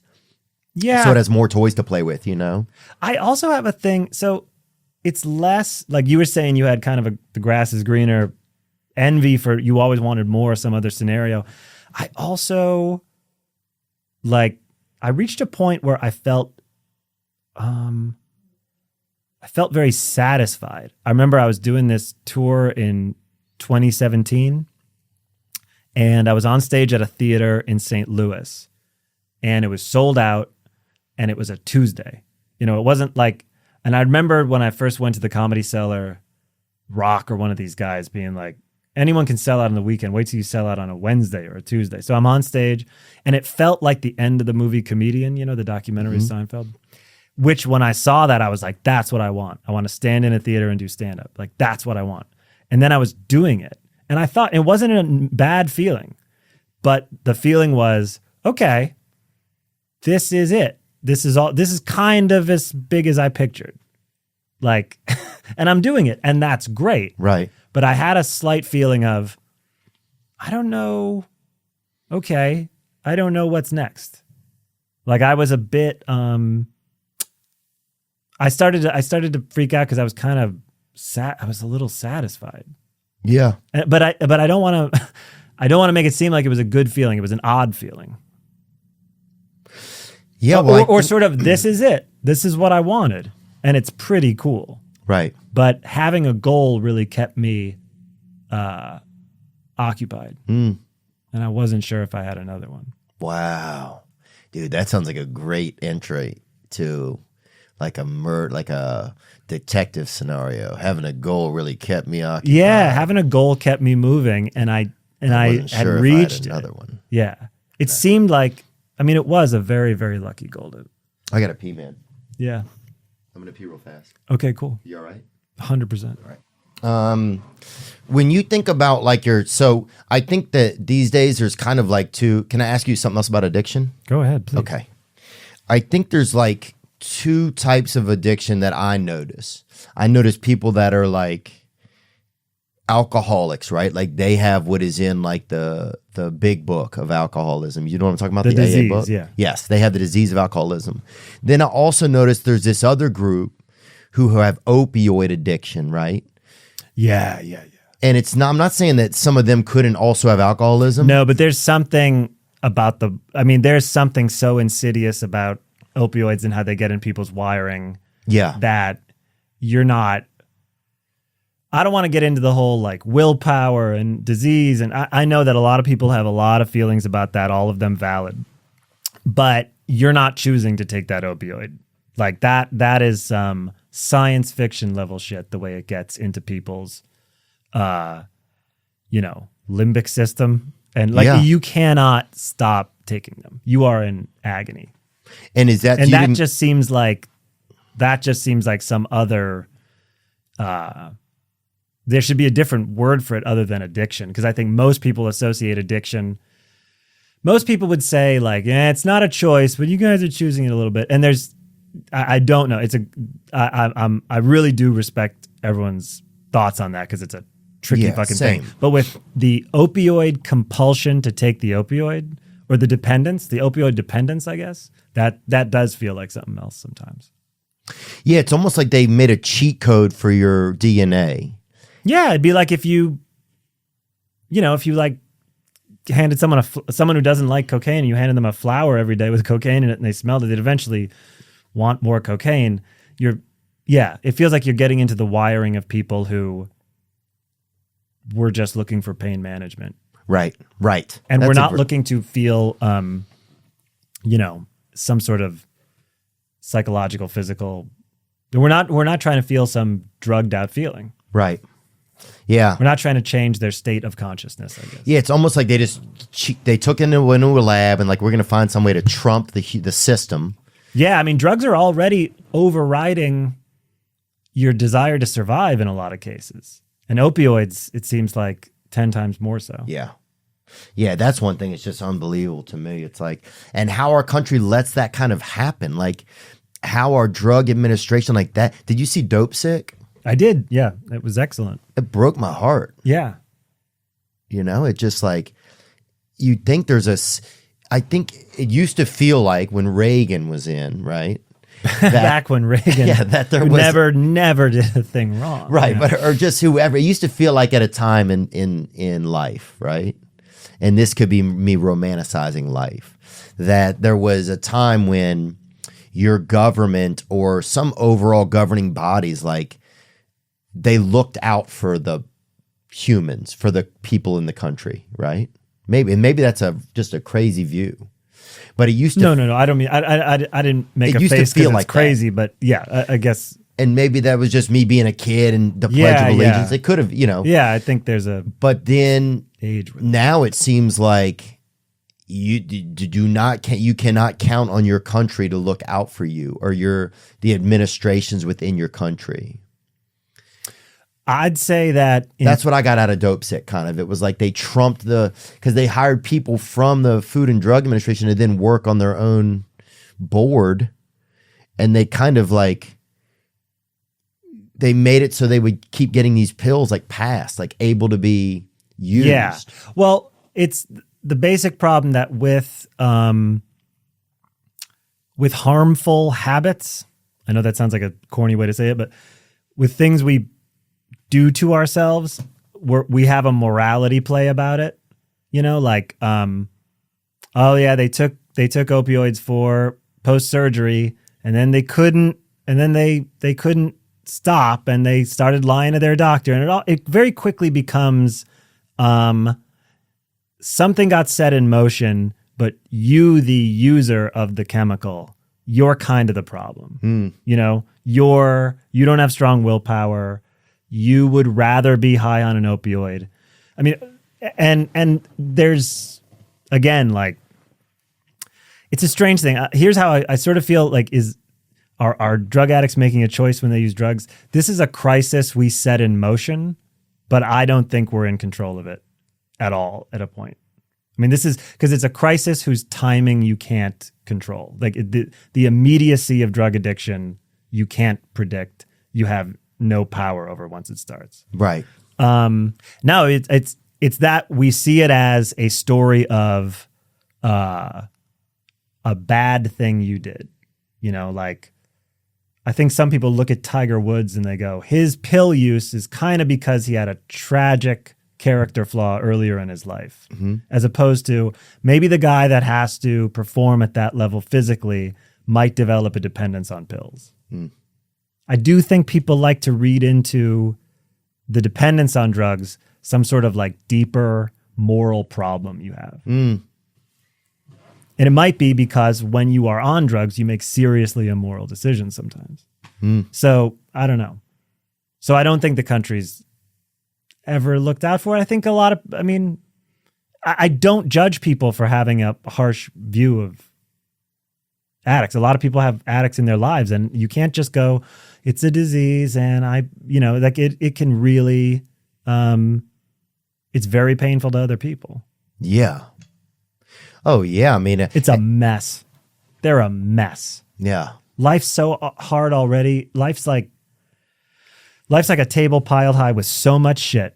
Like when you go to like a little restaurant and the tiny circular ass tables and they don't have room for anything. Oh yeah. The table piled high with shit, and drugs come in, and drugs you think are going to solve all your problems, and they kick the legs out from under it. Yeah. They're just a mess. They're a disaster. Yeah. They're a disaster. What do you think? I know people use them and they don't feel it. No, and some people are I'm talking fine. just for myself. Right. They're a disaster. Oh yeah, I remember I got back from that trip of doing the taxi driver ended up dropping me off. After you did Opie and Jim, yeah. Right. So then I had to go to the hotel, go to the airport after. I get to on the way to the airport, I'm still texting the taxi driver. Yeah. Seeing if he can get us some coke. Like, I'm leaving. There's no... Oh, yeah. I'm texting the guy I've been up all night with. And then when I get home, I had left some cocaine on my counter.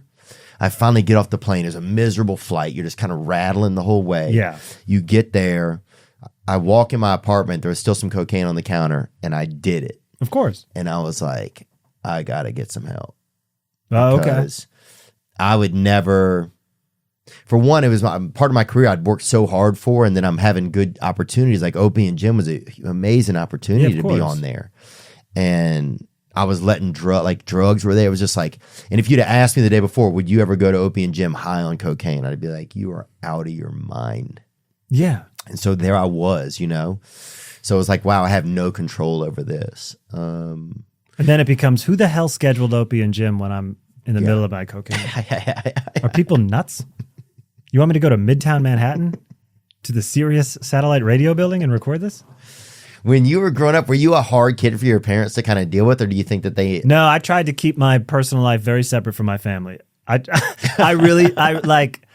Were you really? I didn't want to bring trouble home because that's everyone I looked at people who would get in trouble a lot, and it's like they'd leave their cigarettes out, they'd tag up their own garage, like whatever. Right. I was just like, leave that shit outside. So you were good at hiding things. I was like a Michael Clayton of bad kids. I was like a fixer. I was like, all right, here's what we're going to do. He's the fixer? Yeah. Have you seen that movie with George Clooney? Mm-mm. He's a lawyer who kind of like, I mean, I guess he doesn't fix the major problems in the movie. So, but he's a fix. Yeah. He just is a like, we're going to get it. There it is. Oh, the truth can be adjusted. Yeah. There you go. That should be the tagline for stand-up comedy. A lot of these sound like the titles for specials that you would have, I feel like. Yeah, the truth can be adjusted. John Mulaney, Baby J. But yeah, do you feel like it was any part of your like childhood that like that you see the like part of your addiction, like, or do you not? Is there not a big connection there? Yeah, there's. I mean, is that a weird question? No, not at all. I do what I do, and I don't let it interfere with business, aka in that case, school. Mm-hmm. And I don't let it interfere with my business, meaning 8th grade, freshman year of high school. And I don't bring that shit home. I don't smoke pot in my parents' house. Whatever it was, I took great pride in having a hard separation between my life and my family. Like real mafia like rules. Like we don't talk. I don't bring that home to my family. Yeah. That's pretty amazing. Yeah. Because it made my life easier not to. Yeah. I mean, I almost got kidnapped twice and I didn't tell my parents because I thought it was going to gum up dinner. I just thought it was like, I need to be able to move free around the city. I'm 8 years old. Yeah. Okay. I got shit to do. And if they think, it's dangerous, this is going to slow me down. Yeah. That's kind of the voice that comes out sometimes in your material. You'll be telling a story about being 8 years old. You're like, but I need to be able to move free about the city, right? I don't have time for this shit. Yeah. This is the game I'm in, folks. This is the game I'm in. Yeah. These are the decisions I've made. Yeah. These are the decisions. These are the choices we've made. Were you a happy kid? Yeah, I think I was just kind of a loner. I didn't really trust the world, so I got into my own space pretty early. What were your hobbies? I like to collect stuff and hide it under I had 3 shelving unit in my closet. I like to hide weapons under my bed. Did you? Yeah, for home invasions. Oh, yeah. Crowbar, hammers. Wow. Yeah, ready to rock. I was on the 3rd floor of our house. And damn. I figured I'd hear. I thought no one in my family was ready. That's what I thought. I saw Cape Fear, the Robert De Niro one. Oh. My dad's a lawyer, like Nick Nolte in that movie. And I was like, oh my God, Nick Nolte gets his ass kicked. Like my dad would get his ass kicked by Robert De Niro. Yeah. Long-haired Robert De Niro would beat the shit out of my dad. So I started putting weapons under my bed and I was just ready to go. And my whole plan was the circuits for the house were also on the 3rd floor. So I was going to shut all the power off. Nice. And now they're on my turf. Now I'm in charge. Dang. Yeah. And I'm 10 and I got a crowbar. But you're planning. It's interesting to have almost so many of your own like plans. It was stressful though. Oh, yeah. My parents wouldn't set the alarm. I was just like, you are fools. This is a dangerous world. Yeah. And I'm the only one ready to rock. I am locked and loaded. Bro, I was so scared. Like our neighborhood, like people were like dogs were always giving birth and people were always like, they would always catch men like kind of gaying around, like married men, like in abandoned pools and shit in the neighborhood. And people were always doing pills. And and getting, filing lawsuits down at the fairground. Because you could go to the fairgrounds like a day early down there, and for 50 cents, you could ride any ride. Why were people filing lawsuits? Because they go do that, and then they try to, half the people that show up are like laying outside of the rides. Oh, like, I got you. like Okay. they're hurt. Yeah. It's just that kind of shit. Like, did you feel unsafe as a kid? Oh, yeah. Okay. Yeah, people would drive by our house and like throw rocks through the windows and yell the N-word and stuff. And it's like, we're not even...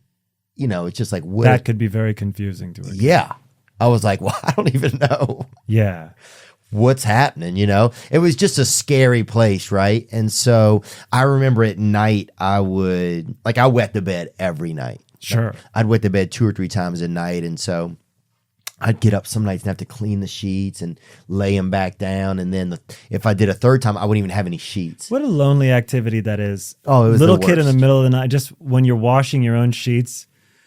Just waiting by the dryer and be like, all right, this is up all night. No one's, maybe your parents know, but Just smoking invisible cigarettes even. yeah, just like, Ugh, I gotta be. okay, I'll switch them.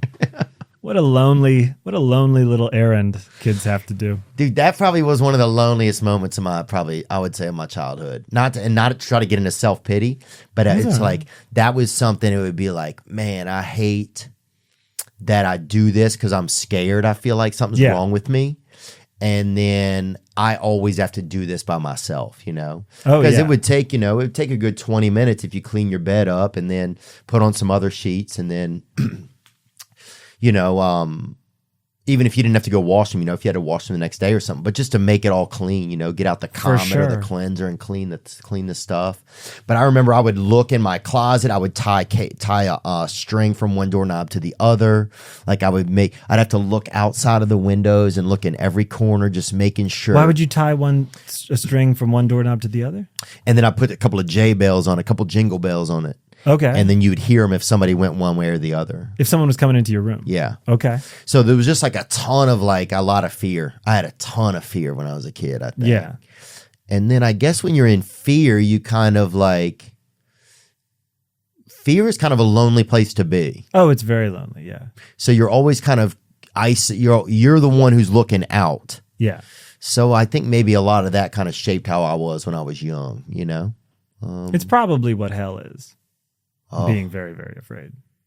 That's a good, interesting call. Yeah. There's nothing worse than being really afraid. Really ashamed and afraid is rough. Oh, ashamed too, if you put that in there. Like, Well, if you add to it, like, I'm in this disaster and I'm to blame for it. yeah. Yeah. Did you have any issues as you got more popular with your own ego? Probably, but Because I've noticed those in my own life, It's not a judgment. I'm just curious. No. And I'm not trying, when I say but, I'm not trying to dial it back. Yeah, I mean, ego's kind of a scary thing, right? Because you don't really know where it is. Yeah, I don't know where it is, and you don't know what doses are healthy. You know how some people have like good boundaries? Yeah. And they're like, no, I don't allow this. And you go like, that sounds like, sometimes there's a side of me that thinks that boundaries sound stuck up. Like that doesn't work for me. I don't allow 100 people to crash on my floor out of nowhere, you know? And I'm like, but go on. Like, I always, that didn't really make sense, my example. No, like I let me think about that. I feel like I'm rambling right now. It's my okay. ego, for sure, like, did you feel like once you achieved like some level of success, like, do you think success was your driving force? Like, what do you think kind of was some of your driving force to do stand up and to entertain? Like, where do you think that kind of comes from for you? Is it a necessity? Is it a desire to be seen as a creative? What do you think? Do you have any thoughts on it? I have many. I'm trying to think of a semi-interesting answer. Yeah, I wanted people to say that guy's the best at what he does. Wow. Me, even if it's 10 people. Right. I wanted some people to go he's the best at what he did. My dad's a very successful guy and very, very smart. He had stature to me. He still does. I mean, but he has stature. people would tell me growing up, your dad's the smartest person I've ever met. Your dad's the best attorney I've ever seen. Like, wow. I wanted stature from a young age, I think. Well, that makes sense. Now Which is a strange thing, because what does that mean? That means you've already accomplished things, past tense, and also it's not great for a comedian, you know? I don't like I don't want to be a comedian where it's like everyone respects me, but I'm not funny anymore. Yeah. I don't think you could ever be that. That's nice of you to say, but we're all running from that. Oh, that's a that good next bet. Yeah. Well, it's interesting you say about stature, because you almost have this thing sometimes, and I don't know if, or maybe I'm trying to see into this a little, where it's like, can't you, like, you almost operate in a way that, and you said it yourself, like, I've done this. Like, it's already completed. Like, a little bit, guys, I'm already the #1 entertainment in America. Can we just sit back and please enjoy it? Right. Yeah. Even though you couldn't even enjoy the moments, you know, it's like, even though it's like, but that's almost like what I would perceive like stature to a kid. It's like, it's already been done, you know, like it's already. Yeah. It's like the first concert I went to was when I was 11. I went to see Frank Sinatra for my birthday. Of course you did. Yeah. And what else would you take you to? And I asked my dad for tickets. I told my dad, Frank Sinatra's coming to town, and he was like, "What?" He's a busy guy. He hadn't totally been checking in with me in a couple of years. Yeah, obviously. He's like, Jesus, all right. So then we went to see Sinatra at a casino in Aurora, Illinois, and that's what I wanted, to come out and everyone just go like, "This guy's the best." Wow. Yeah, there's no question. When you walked out, I don't know if I've been jealous a couple times when you walked out in your Radio City special, the way that thing looked. I was like, man. Oh, well, that's all Alex Timbers, our director. But I said, that guy looks like a real guy. That's what I thought to myself. Thank you. That was the desired effect. That guy looks like a real guy. Yeah. I'm very envious when I come into like, when I've run into you, I feel very out of place in like LA a lot. Like, I feel like I have this thing of like, I'm scared to go to the store. I'm scared to go to the Improv. You guys kill in a different way that I can't do. I feel like I think there was a time when there was certainly like kind of like it was like, there was the same guys kind of at the store a lot, you know? No, you specifically, because you seem like you're having fun on stage. Oh, thanks, and you're man. extremely funny. Thank you. You seem like, I wish I could be I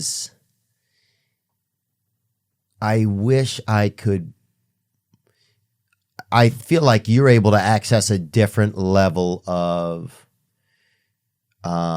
understanding of comedy that I don't. And when I see you perform or I watch you, I have a lot of envy that this man is very good. That's nice of you to say. That's that stature I was looking for. Yeah, no, this man is a 10-foot tall Ronald Reagan. This is a 10-foot tall Ronald Reagan that Reagan won't even visit. Yeah.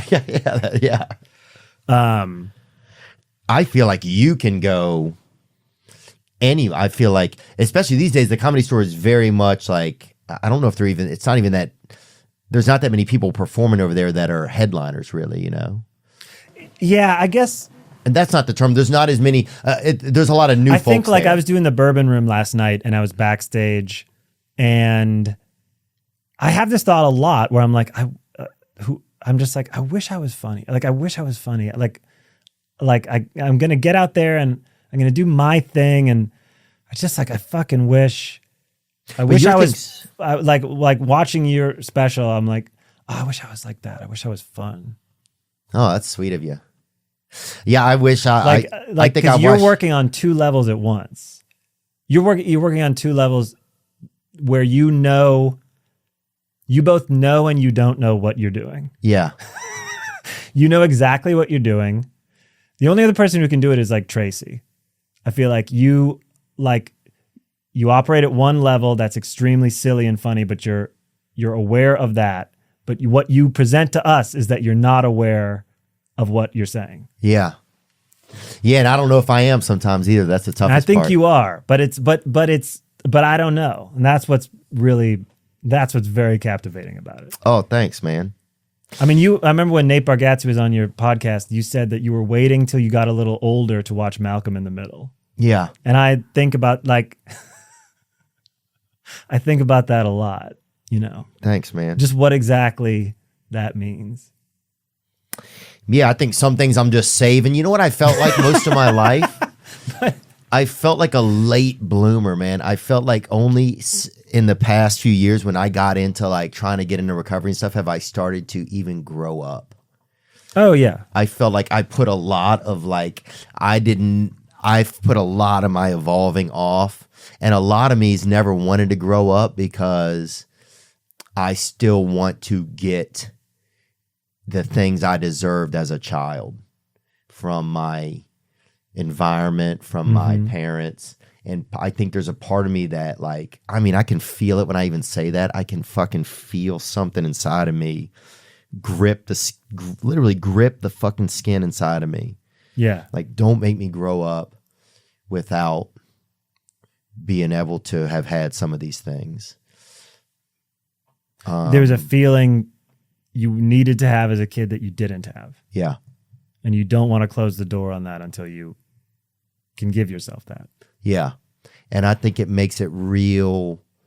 It almost makes me hate growing up because I'm never going to be able to get back there.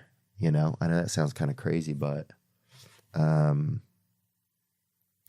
never be able to get back to those moments where my parents should have been in a certain way, or things should have been safe, or I don't know. But man, it hurts me. Yeah.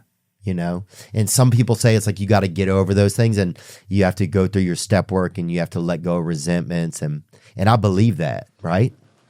But there's something inside of me that's, even though I do those things, that still is having a very tough time letting go, and growing up.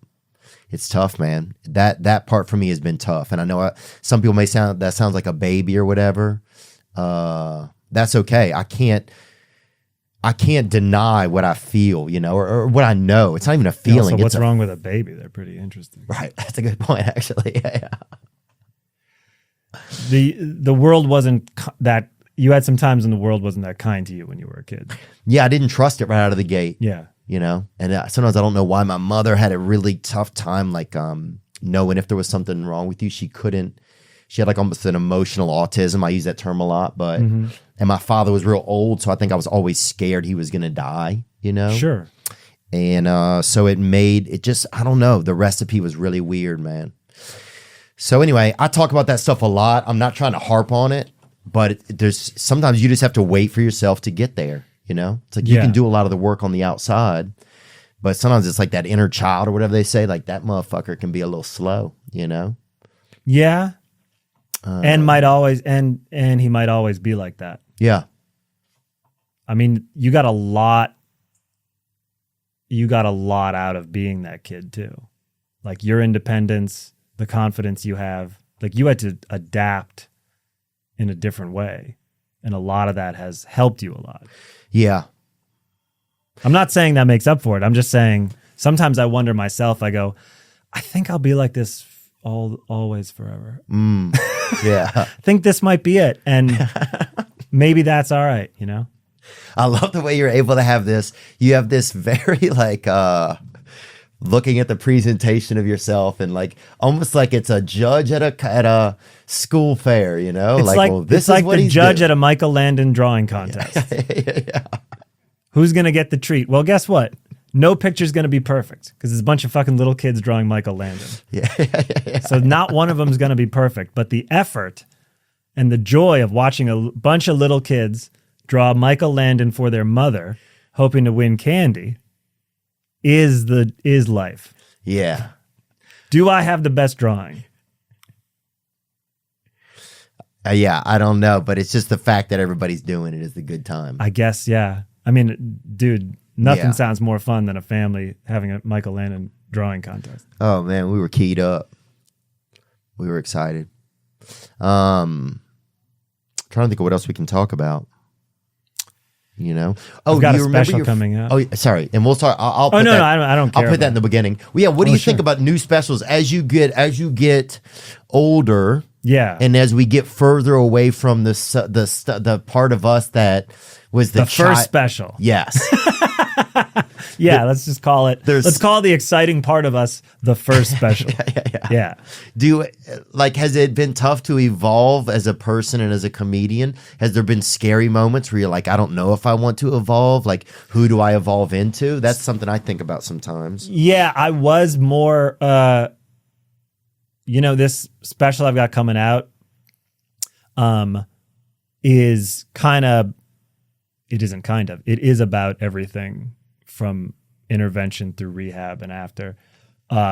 So at the moment, or in the past 2 years, I haven't wondered what I'm going to talk about on stage. But now having shot this thing and I'm really, really happy with it. And it's longer than my other specials. And I'm thrilled that it's longer. It's this was the time to do this chunk of material. This was the moment in my life to do this. With that gone, now I start to wonder. Yeah. Now I don't remember how to do comedy. That's a great statement. Oh yeah, I don't. Last night I was like, I don't have jokes. I don't. Maybe I'll try this old one that was part of the hour that I cut. But I don't. What is going on here? How do I do this? I don't know what I'm doing. Wow. Yeah, that's scary. It's really scary letting something go, putting out something that's new, putting out something that's more like, obviously we tell stories that are based on our real lives or have moments, some of them, Yeah. But to put out something that's like, really, this is like me just tracking part of my life. And it was a little bit like, I can't talk about other things until I get this out. I don't mean like people were waiting for it. Yeah. I just mean, this has to be what the next special is. And it was rather easy because there were lots of stories from it.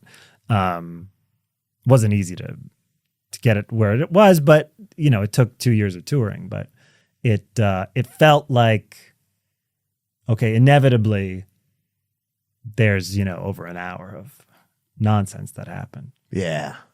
So is it interesting, like, because some people, I think as we get older, they want us to be older in a way, or we have to evolve or something, right? Because for sure, we can't have the same thoughts and stuff that we had when we were 10 years ago or 15 years ago when we were starting.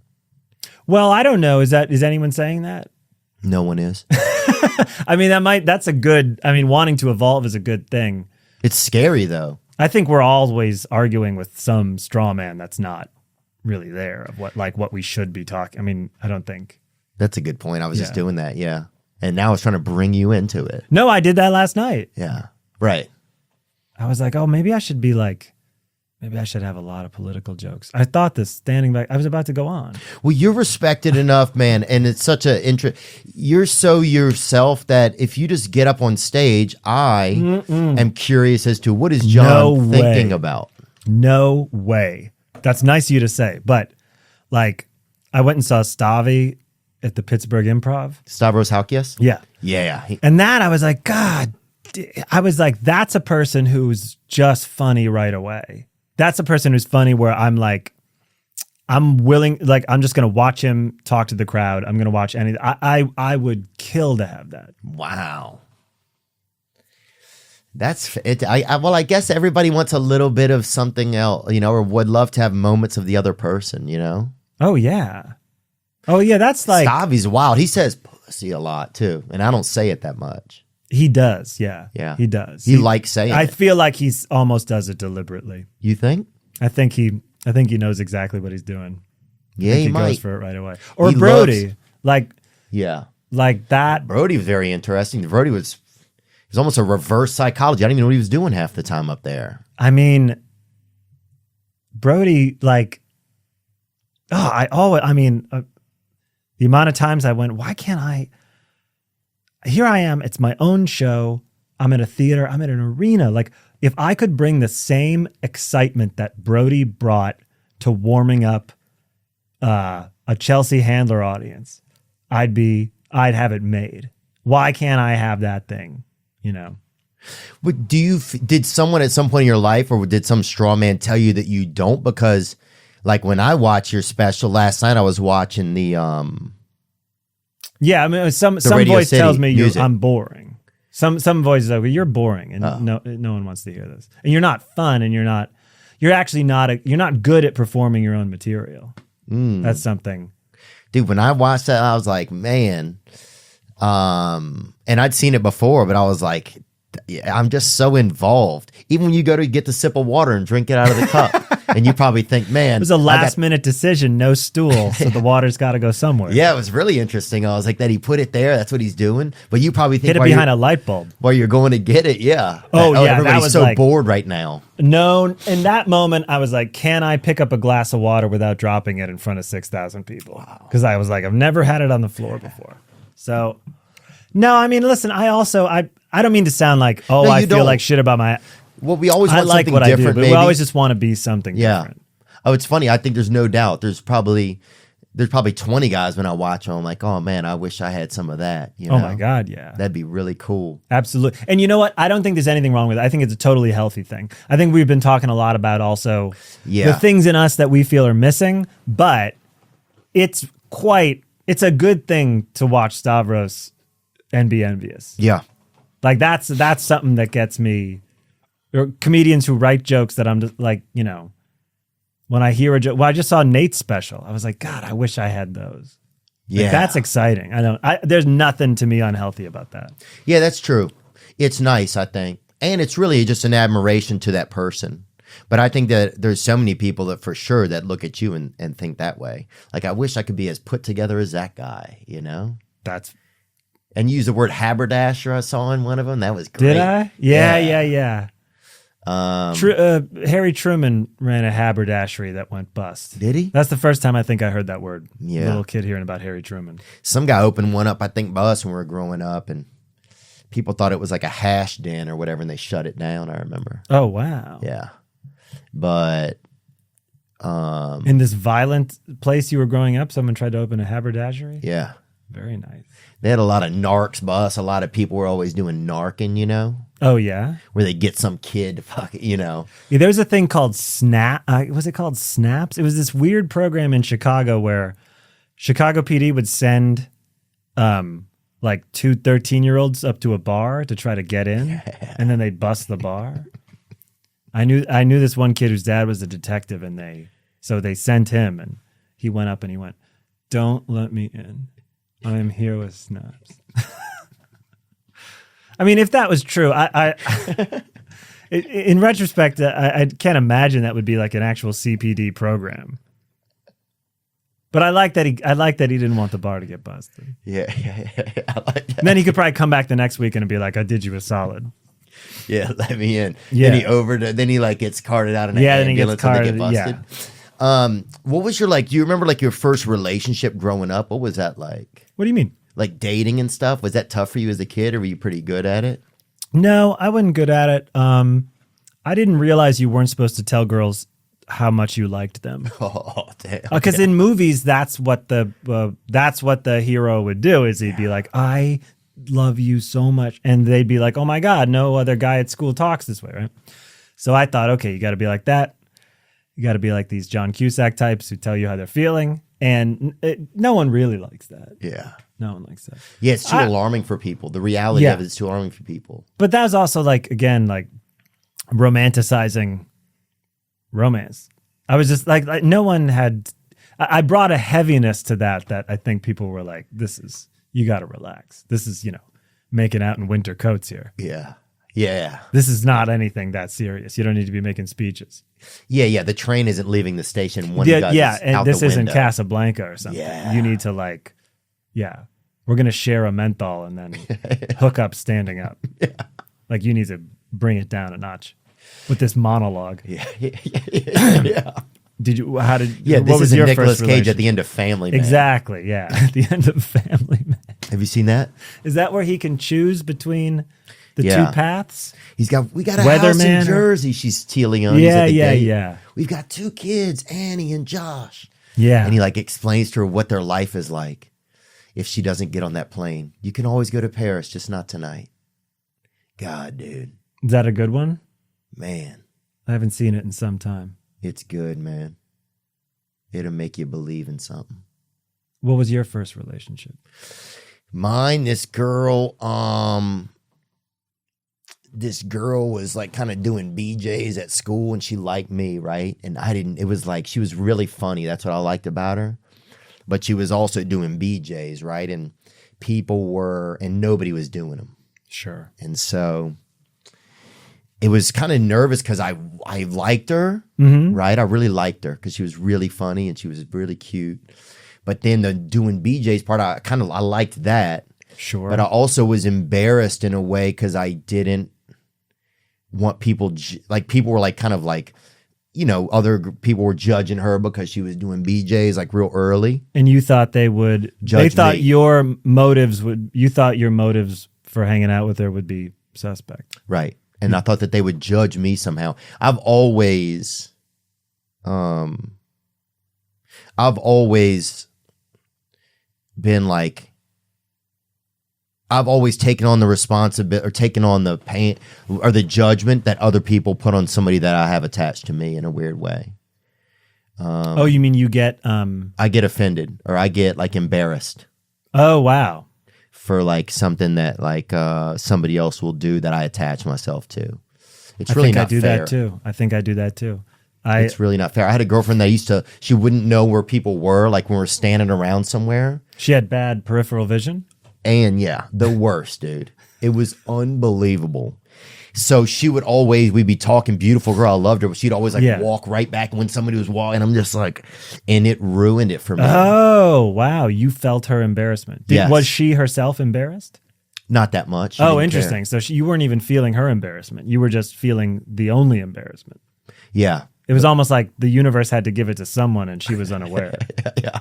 Yeah. But I would take it on though. And I would always be like, I'm not going to let you be a reflection of how people see me. Mm-hmm. No matter who that was. And I think that probably goes back to my childhood. I was very embarrassed in my situation that I was in, or something about it made me uncomfortable. So that's how I behave still. It's not fair to other people, you know? But then you also like use the way you grew up in those things, and now you know that they're of interest to talk about. Right. Well, it's a big part of my still operating, you know? So it's like some stuff I still have to really work on, I think, you know? I see. Or look at. I see. But only recently in the past 5 years have I noticed how all these things play a role in my life. Yeah. But yeah, that first relationship. So yeah, and then so we went to a party one night and everybody knew that I was going to maybe, you know, she was going to do a BJ on me or whatever. Okay. So we picked like this tree to do it behind, right? And Did you talk to her about it? yeah, we kind of, I think, written letters at school. About that specifically? Yeah. Oh, okay. Or talk to a friend, you know, her best friend, like it's going to happen. Sure. So I'm so nervous, dude. I remember I would barely even get How out old of, are we here? we're probably in 7th or 8th grade. Okay, wow. And I remember just being so nervous, dude. Yeah, I could barely even walk over there, and I get by the tree, and then we like barely even said any words, you know? And then she might have felt a responsibility to do it now because we planned it, you know? I don't even know. Well, you'd exchanged many letters over it. Yeah. Yeah. And then she starts doing it. And then the girl's mom, whose party house it was, like we're behind a tree. So the only thing you can't see is the actual kind of BJing, but you could see me and her. Okay. And then the girl's mom came out and busted us. And it was so, and she was it was just so embarrassing. It made me, I just felt so much embarrassment, I think. For yourself? I think for both of us, you know? Mm-hmm. But what she's doing is embarrassing me. But then I'm also here, you know, I'm here too. You were definitely part of it. You were Yeah. half of it, you might say. So anyway, that was, I think, you know, I had some early uncomfort with that. And just the fact that I felt like I kind of loved this girl. Yeah. And other people thought that there was something wrong with her. Uh-huh. And so I think that made me I don't know. I think it did something to me a little bit, but changed your perception of her. Yeah, and it just changed how it made me often like really conscious of what people thought of who I attached myself to. And do you still have that today? I think I do still have some of it. Yeah. Yeah. It's kind of unhealthy. Well, but it's okay. I just, it's something I think I got to go through some different, work on it more. And that's fine. But yeah, it's all okay, man. It's all okay. Yeah. Yeah. John Mulaney, is there anything else that you wanted to talk about? I don't want to take up too much of your time because we've chatted for a while, I think. I want to ask, what does Baby J mean? Because weren't you calling your tour From Scratch? Yeah.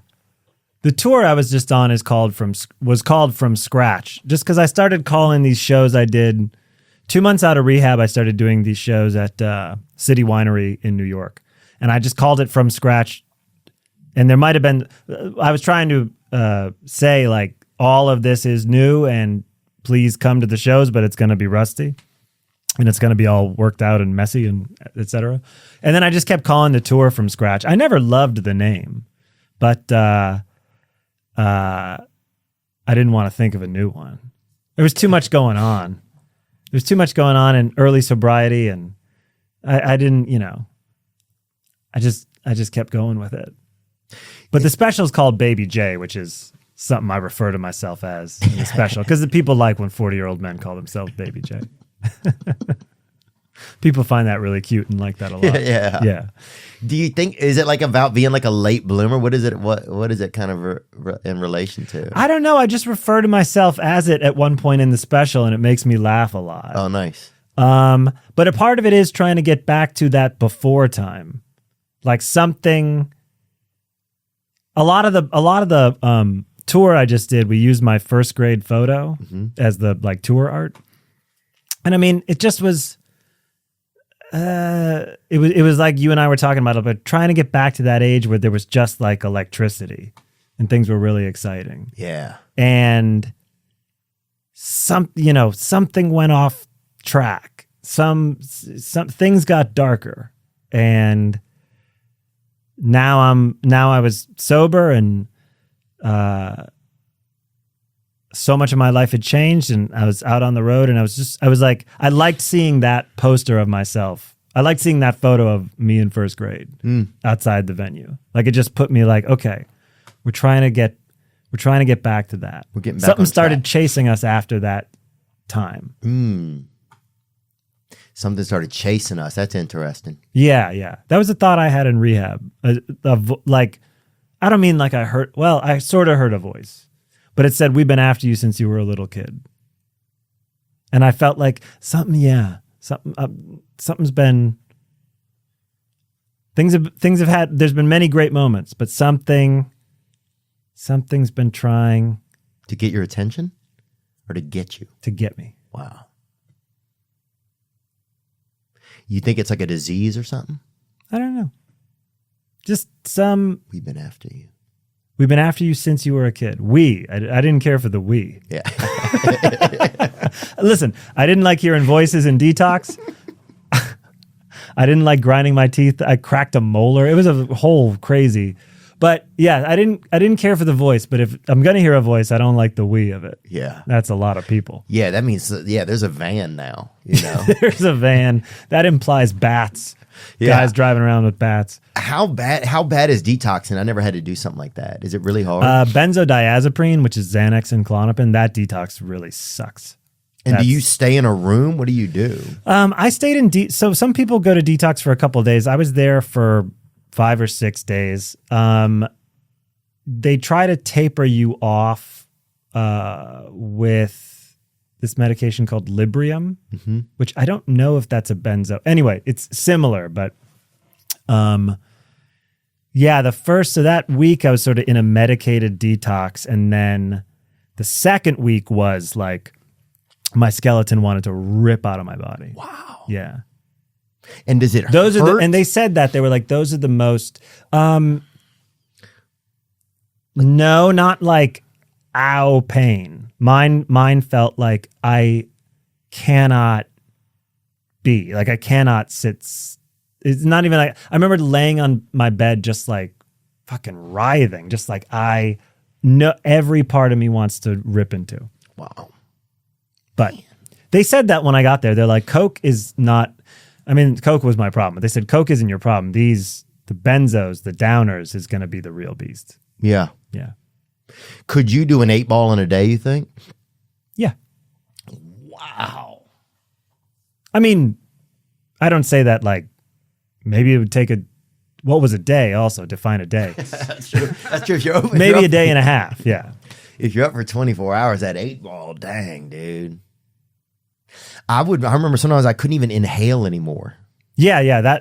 That feeling of, I would feel like vibrating so much, but I remember times when I felt like, okay, I've done too much. Like this is serious and I've done too much and maybe I should go down to my lobby and sit there in case I need to get there. I lived right next to an urgent care. Oh, that's great. I was like, maybe I need to sit here and just tell the doorman to grab a paramedic or something. But there were a couple nights where I just thought I've done too much, but then I would still be crashing. So physically I'm like, we've done way too much Coke. I can't feel my legs. I'm totally like, this is a real disaster. And then mentally I'd start crashing a little and be like, can I do another bump? Is there a way to do a bump that would satisfy this, but not affect the oncoming cardiac arrest we're about to have? Dang. So isn't that crazy that we would think that you're in such a balancing act? You know what? If I'm going to go to the hospital, I probably should do a line first. Yeah. They'd want me to, so I'm talkative. Yeah. Yeah. Yeah. They would want you to. That's so interesting. You on the road now? Yeah, what do I have doing? I got some shows in Phoenix next week. Oh, nice. Yeah, I'm excited about that. I started my tour kind of like, I should have had my show more mapped out before I put it up into some like smaller theaters, Yeah. So sometimes I feel a little bit bad about that. I thought it was kind of Why did they feel rocky? Yeah, they just felt a little rocky. Well, but I just always want to make sure that I give of course, but you were trying to put on the best show you could. Right. I was trying for sure. Yeah. I mean, the other route would be to just stay and do weekends at clubs. Yeah. That would have been probably a route that would have been just to better service the hour, Yeah, I get that. Yeah. I think, but sometimes people are like, come out, come perform. Well, sometimes you have a couple great shows and you go, this is ready for theaters. And then you get there and you're like, wow, these people paid money. And yeah. And it wasn't bad. It was just, and we have high expectations. Yeah, of course. Do you have very high expectations of yourself? Of course. Yeah. When I'm out there at the very beginning, figuring out an hour and I'm like, this is actually 40 minutes with 20 minutes of filler. I feel very, I work hard at the news. I work hard at what I can. And I hope that I have enough charisma to pull off the whole, that no one's noticing that this is, padded. Yeah. Man, yeah, I think you got a ton of charisma. Well, also, it's like you go back on the road after you've just done a special. So the last memory you have is this product that was like finely tuned. Yeah. And now you're out there, doing stuff about how big the Denver airport is. Yeah. Because you just landed in Denver. Yeah, I remember I had a show in Charleston, and literally the next night I had an hour that came out, and so the next night I knew this is when you have to turn over, when you can't do material that's on the special. You have to kind of turn over, most of it and do new stuff. And that was a tough weekend because the first show was pretty awesome, and the second one was not. It was just kind of like, fuck. Yeah. Well, that's the thing. It's like you can just hit all green lights one night and be like, I have a new 15 minutes. And you don't. You have nothing. Yeah. You have 1 minute. Yeah. You have one. Did you do like a first CD? Like, did you make like a comedy album? Yeah. Unrelated to not a TV? Yeah. Yeah. I did that too, and I thought when that came out, I can never do any of these jokes again. Wow. No one fucking listened to it. Yeah. I wish I remember going out to do, was I just starting to headline? Maybe I think I was going to headline the Houston Laugh Stop. and I had a CD that was out, and I was like, well, if anyone's heard the CD, they'd know these jokes. So I got to do a whole new hour. Oh. No, you didn't. No. Absolutely no one had heard this album. No, and some guys you can just do. That's one messed up thing about putting things out. It's like if you never put things out, then you would just be this thing that people can only go see if they go see you. Yeah, I think about that. I think about like the Grateful Dead model too. Yeah. I was like, I wish I could make every show different and tour like that. And you probably forever could. and ever. I guess so. Well, I think a lot of. What you need to do is you need to get like 3 hours of stuff and then you just sample between it, which some people do, I guess. Do you think people come to see you or your material? Oh, I don't know. I think the material, because if you don't have it in, like if I don't have it in the first 10 minutes, in the first 5 minutes, it's not that fun. Yeah, that's true for anybody, huh? I don't know. I mean, in an arena, I don't know. Maybe they're coming just for maybe some people come for the, like, this is cool of it, you know? Yeah. But especially though, no, what am I saying? I think it's all for the jokes. Yeah. Yeah, people want to be entertained for sure. I think at a certain point, though, people kind of get to know you, especially probably after this special comes out, where people are going to get to know maybe more just about some of your journey. There's a lot in it. You get to know me pretty well. So, I think letting people get to know you, that's, it's important. And then they know you, Well, they get to know you. Yeah, it's all fun, them getting to know one side of you. And then, and then you go, okay. Also, sometimes I'm not a great guy. Oh, yeah. Yeah, that happens a lot to all of us. So you're out now. Yeah. Yeah, I'm out, and I just do sporadic. Like I was doing like a night and a night and a night in different cities. Yeah. And now I'm doing more like kind of smaller venues, but staying in a city for 5 nights. That's the best way to do it. I agree. I just did the arena thing, and that was awesome, but you are hitting a point where you can do more nights at a theater. More people will come see you more people will find out you're in town. Yeah. And you do like a 8-night run or something. I did that down in Atlanta and Philly. Did you go to Nashville too, someone said? I did, I think it was 4 or 5 nights at the Ryman. Nice. That was really fun. Yeah. That was on my 40th birthday too. Really? Yeah. Oh, I thought you were younger than that, man. You look younger. That's a cool room, that Ryman, isn't it? It's the greatest. Yeah. Oh my God, it's the greatest. Yeah, it's awesome. And the Wilbur is really awesome too, huh? The Wilbur's really fun. God, the Wilbur is cool. The Wilbur, really, you feel the energy there. With Bill Blumenreich, I think his he's name? the greatest. Yeah, he's got the best stories too. Yeah, he does. He's got Foxwoods too. And Yeah, books he's a got lot the of best great shows.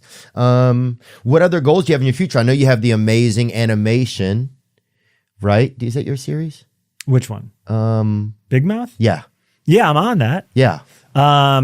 Sorry, I know that. No, that's okay. I That's created by Nick Kroll and Andrew Goldberg and Mark and Jen, the Flacketts, and they're great. And yeah, we do that now. Do you have other stuff that you feel like you like creatively that you're like having done, like worked in television, created shows? Do you feel like stand up is really the best medium? Yeah. You do. It's the most fun, best delivery service of comedy. It's it's Freebase. It's the best. Dude. It's the best possible situation in terms of delivering. It's Freebase, yeah. It's grimy. Yeah. It's a little grimier than TV. Yeah. Did you ever end up in a really cool place doing drugs? Meaning geographic place?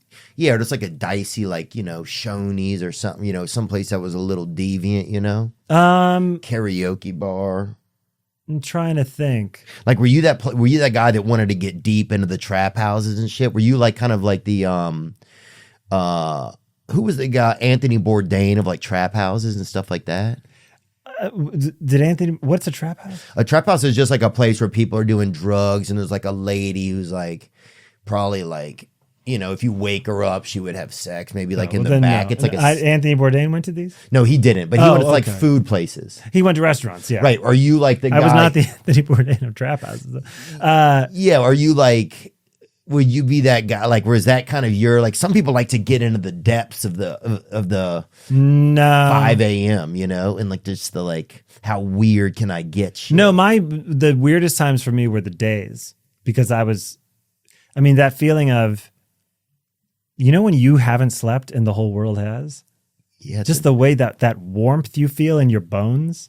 You're going into Starbucks or like, man, like just running an errand and you're like, does everyone know? Can everyone tell? There's just something kind of like shinier about us. Yeah. You know, like just something like sleeker. We're just a faster animal because like we didn't just lay down for 8 hours.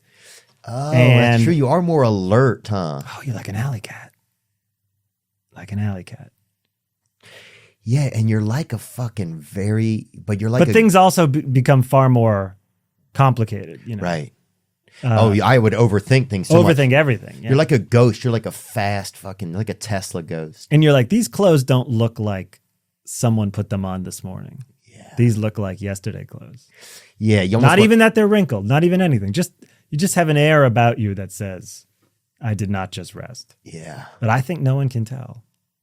If you're still gacked up enough to converse. Yeah. Fuck, I would be so scared, dude. I would walk.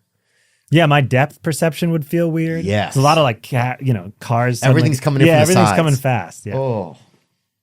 God, dude. They're a disaster. A disaster. Drugs are a disaster. And that's a nice thing to not have to worry about anymore, isn't it? Oh my God. Yeah, I'm not in a crisis all the time. Yeah. Did you end up getting help did you go to recovery after that? Did you go to 12-step or you just kind of went to? I was in 2 rehabs. I was in sober living. I did 12-step, but Was sober living pretty cool? Sober living was for a couple months after rehab. I can't imagine going from rehab to living on my own. Yeah. That would have been.